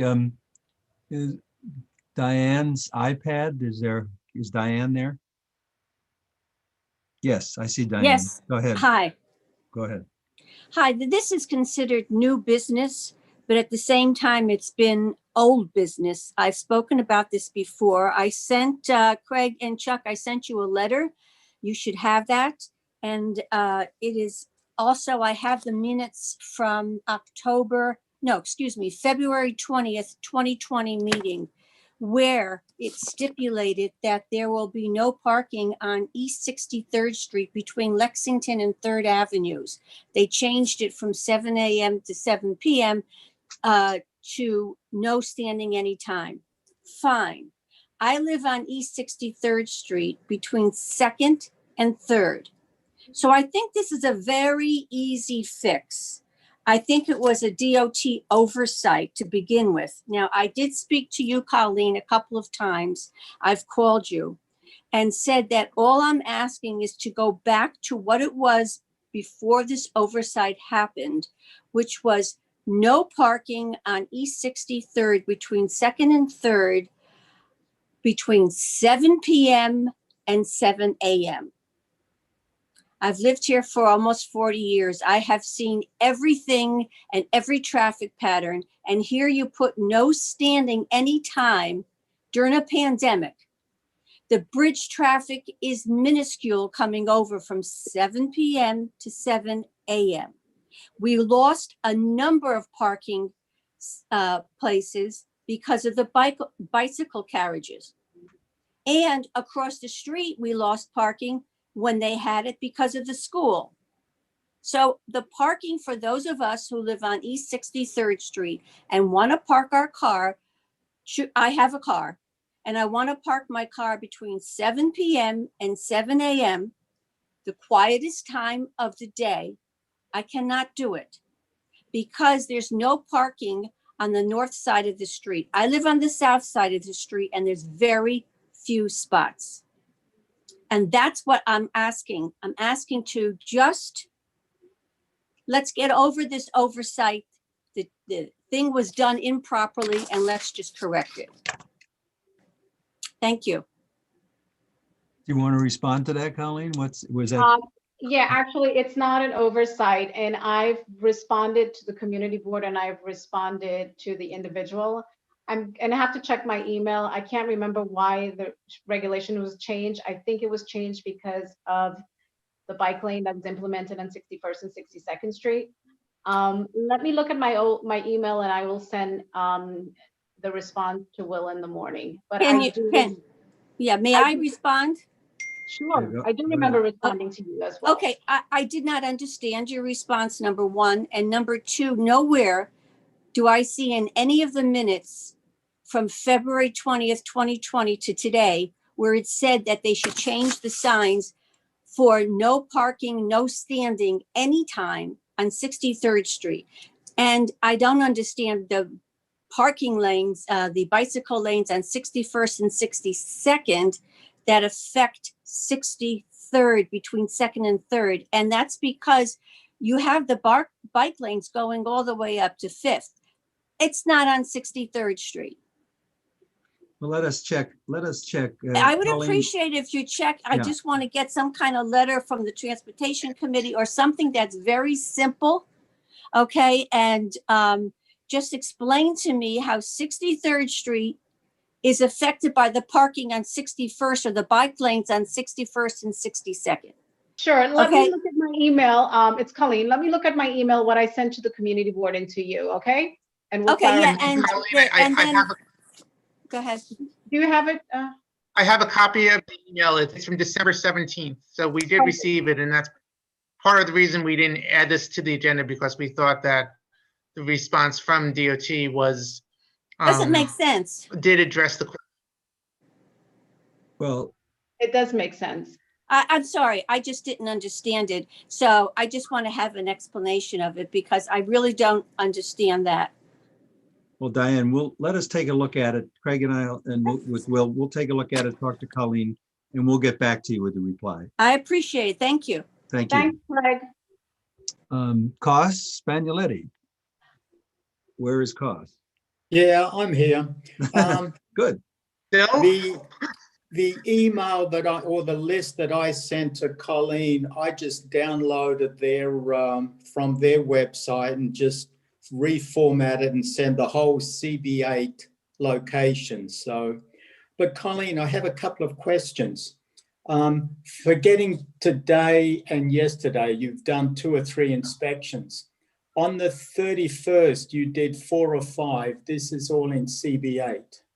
On the 30th, you did about a dozen. 28th, there were 3 or 4. 29th, maybe half a dozen. So I'm not seeing too many inspections in the Community Board 8. This is based on your inspection, inspection spreadsheet that I just downloaded earlier on today. Right, Now, and cause the inspections are based on complaints that we receive from residents in your district. They're complaint driven, just so you know. Now, what's the definition of cease and desist and non-compliant? What happens to those? So cease and desist mean they would have to remove everything. Whatever structure they put up there, they have 24 hours to remove it.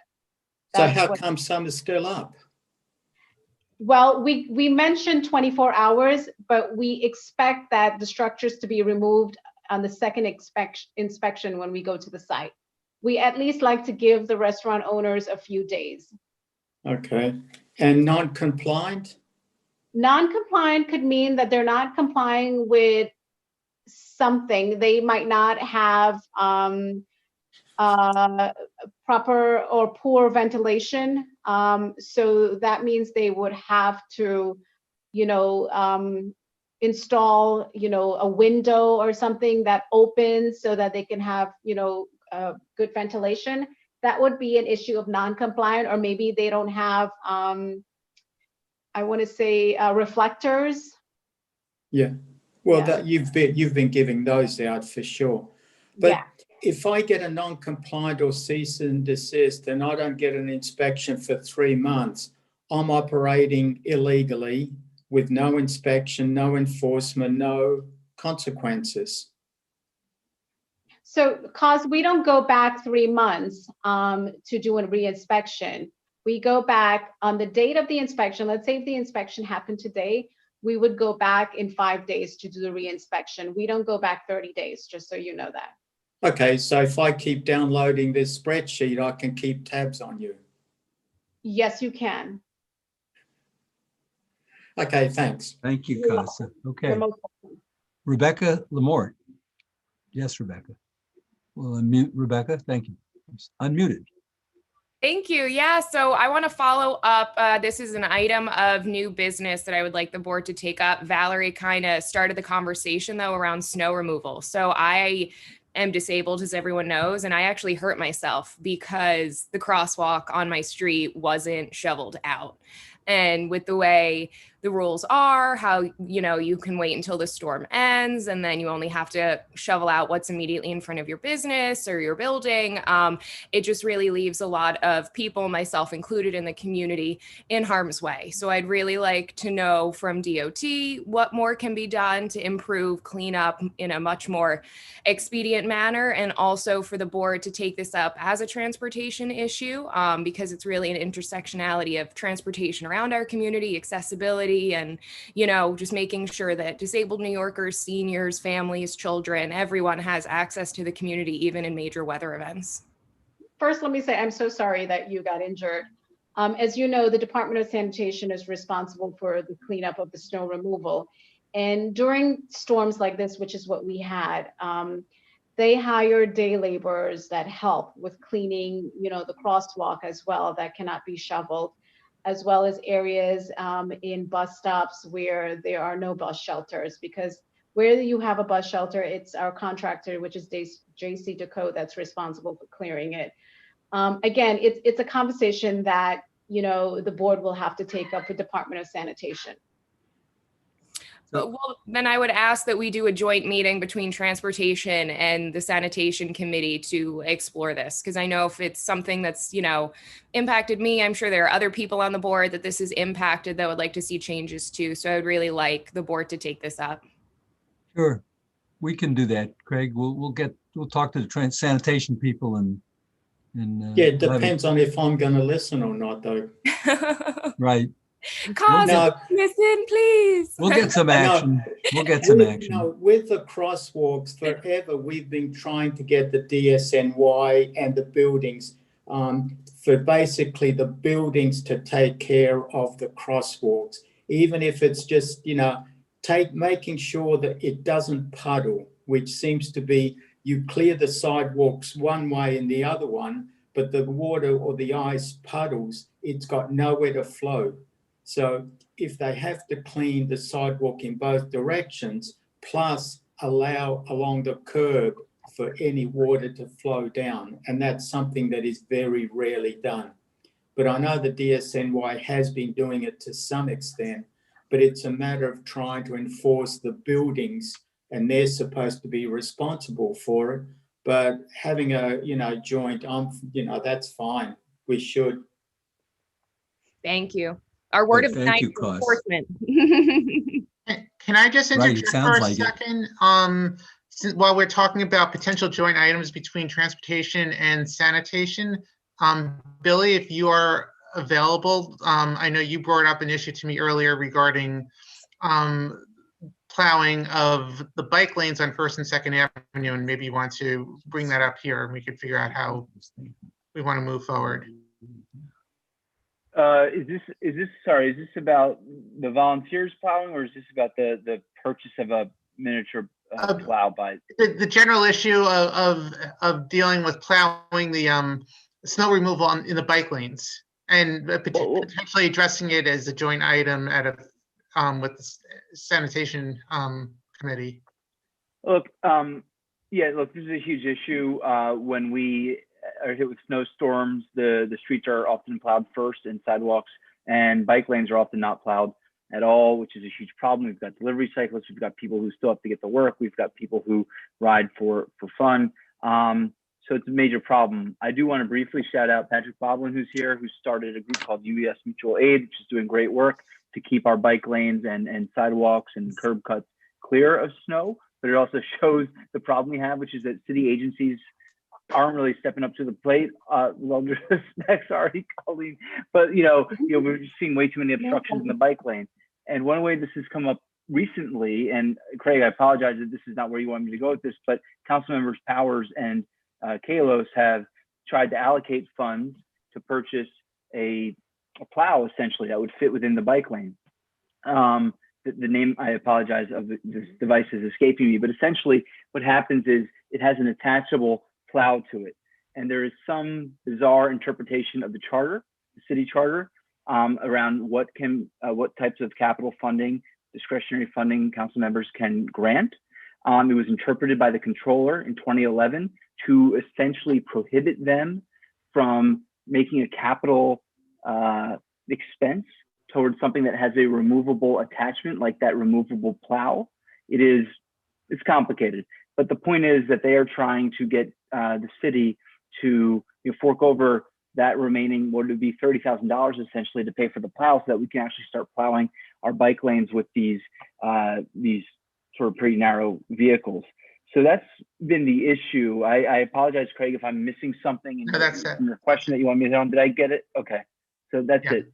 And I guess the question was, is this something cause that we want to perhaps revisit as a joint item between our committees, since it is a potential capital investment on the sanitation side, but it involves the bike lanes specifically?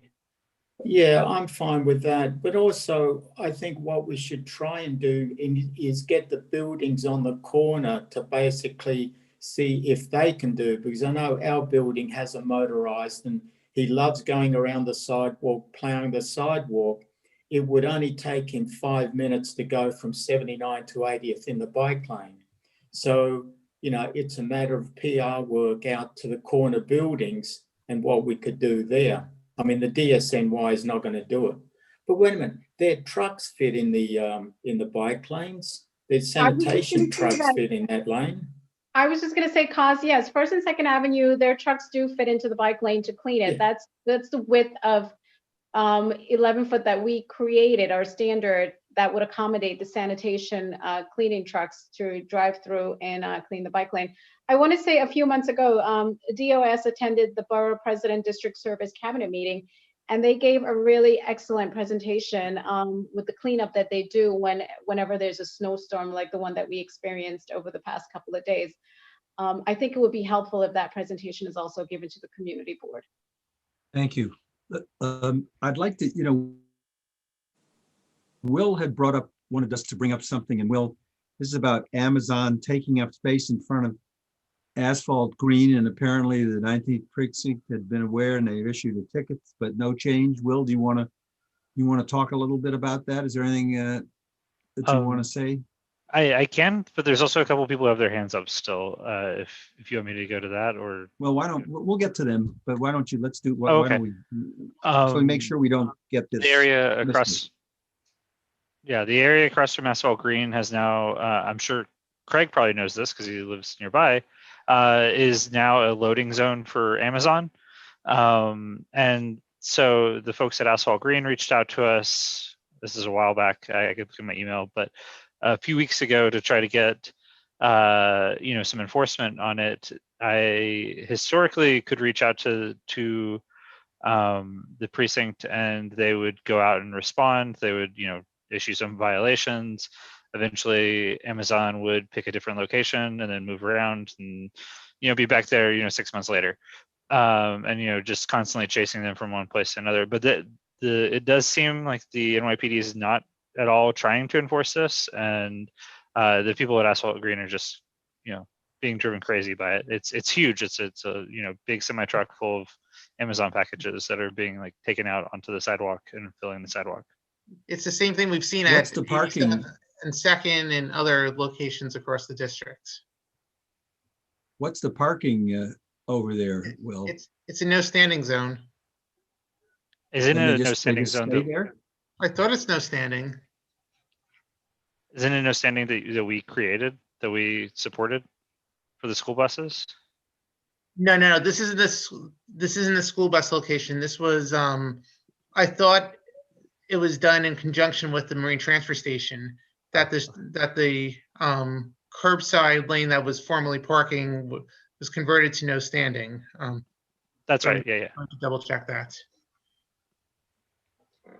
All right.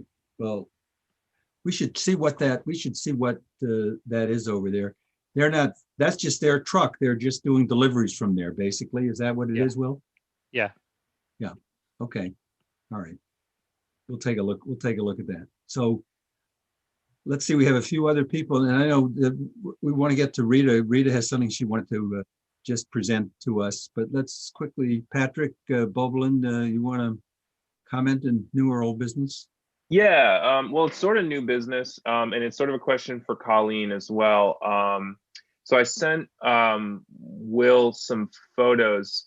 So the last couple of days, I've been shoveling with UES Mutual Aid Network, as Billy pointed out. Rebecca's been out with us before, Lamar, and Billy's been out. And we, one of the biggest gaps for accessibility in the neighborhood we noticed was those medians that are part of the protected bike lane infrastructure that go along the avenues. It seems it's unclear who's responsible for them. So now UES Mutual Aid is responsible for them until hopefully we can get a city agency to grab a hold of them. So if you look at the two photos, you see the before and after. This was on Tuesday night, I think, and Billy and I were walking up the avenue today after clearing out that pork chop down by the Queensboro Bridge. And we just kept stopping every 2 blocks or so, and we'd have to clear out another median. These medians are totally forgotten when it comes to snow removal. We could walk up and down the avenues now, and we'd probably find a few that are uncleared. So I'm wondering, first off, whose responsibility that is. Secondly, could that be part of the resolution or the concept that sort of Billy and Rebecca and other people were sort of talking? I think Valerie might have mentioned. Sort of figuring out who's responsible and maybe having a joint meeting with Department of Transportation and Department of Sanitation to get this taken care of. Because, watching, older folks, with clear mobility, visible disabilities, mobility issues, climbing up mountains of snow is really sad and really depressing. And the, wealthiest, frankly, neighborhood in the city, I can only imagine how it is in other areas. So, yeah, I would love to pinpoint who's responsible and have a resolution or something saying like, hey, this is going to get taken care of by X group. Thanks. And thanks for your response, Colleen. Appreciate it. Okay. Colleen, anything further to add? No, I think once we have the joint meeting with sanitation, we can clarify all of that. Okay, great. Thank you. Valerie Mason, can we unmute Valerie? Yeah, Colleen, I think I hear you saying that the multi-hogs, I think that's what they're called, are not necessary for First and Second Avenue. But I think the multi-hog would be appropriate to clean the islands where people are trying, there's actually 2 crosswalks in these protected on First and Second now, because you have that second stoppage, right? You come off the sidewalk and you walk a little less than 3 feet and you're in that other little island. Like, whose responsibility is to clean out that crosswalk there? Valerie, I'm not familiar with the sanitation equipment, so I'm not, I can't comment on that. But again, when we have the joint meeting with sanitation, we can clarify all of that. Okay, but can you let us know whose responsibility it is to clean that little pedestrian island walkway? Because that's definitely in the street, so to speak. You mean the pedestrian island that's in well, I can find that. There's a space, right? You come off the sidewalk, you pass the protected bike lane, and now you're in another protected crosswalk, right? Whose responsibility is to clear that so that you don't have people walking around the island trying to cross? Because that's the other thing I saw. Like, who? I can find out. Okay, thank you. Yeah. Okay. Andrew Fine. Did you want another comment, Andrew? Yes, thank Go ahead, you. Andrew. First, I want to thank Billy and particularly Patrick Boblin for organizing the cleanups of the corners, the bulb outs, the pork chops, and all the other random spaces that the city has seemingly neglected and forgot existed when it comes to snowfall. I think that we really have to evaluate our strategy with snowfall in general.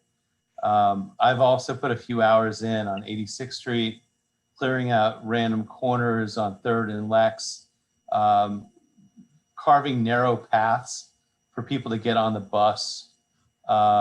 There is a major disconnect between DOT, sanitation, private business owners. Everybody points a finger in another direction when it comes to who's responsible for clearing out these bus areas or bus stops.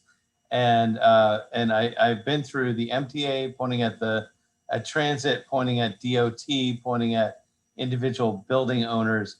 And the reality is that there's no real strategy. And we end up with like seniors trying to climb like 3-foot tall mounds or chance it in the middle of the street. And tonight, there are still, every crosstown bus has a 3-foot mound to climb over if you're going to get on the bus. And I wish we could take a real close look at that. And but thank you to Billy and thank you to Patrick for taking the initiative to getting out there. DOT, by the way, I know that DOT would be in charge of the bus stops if they had a bus shelter. And just a reminder that we've been asking for bus shelters on 86th Street and 3rd Avenue and Lexington Avenue for over 3 years, and they still haven't managed to sort themselves out on their contract with their vendor. So I'd ask the DOT, what's up with that? And that's my statement. Thank you very much. All right, thank you. And as Colleen said, they're meeting with sanitation and we'll have more to say, and we're going to have a joint an item. I just wish they would do it sooner because the snow's not going to melt itself. Thank you. Well, okay. Okay, Evelyn, David, and then we're going to go to Rita, and maybe for our last word. Yeah, go ahead, Evelyn. Okay, thank you. Since we're talking about signage on 63rd Street, I'm going back to 62nd Street and the signage change on the south side of the street on 62. You know, that's where the parking remains. The north side is all bike lanes. And one of the reasons for changing the signage there from no parking 8 a.m. to 7 p.m. to no parking 7 a.m. to 7 p.m., which is impossible for all of us, is that there are bike lanes.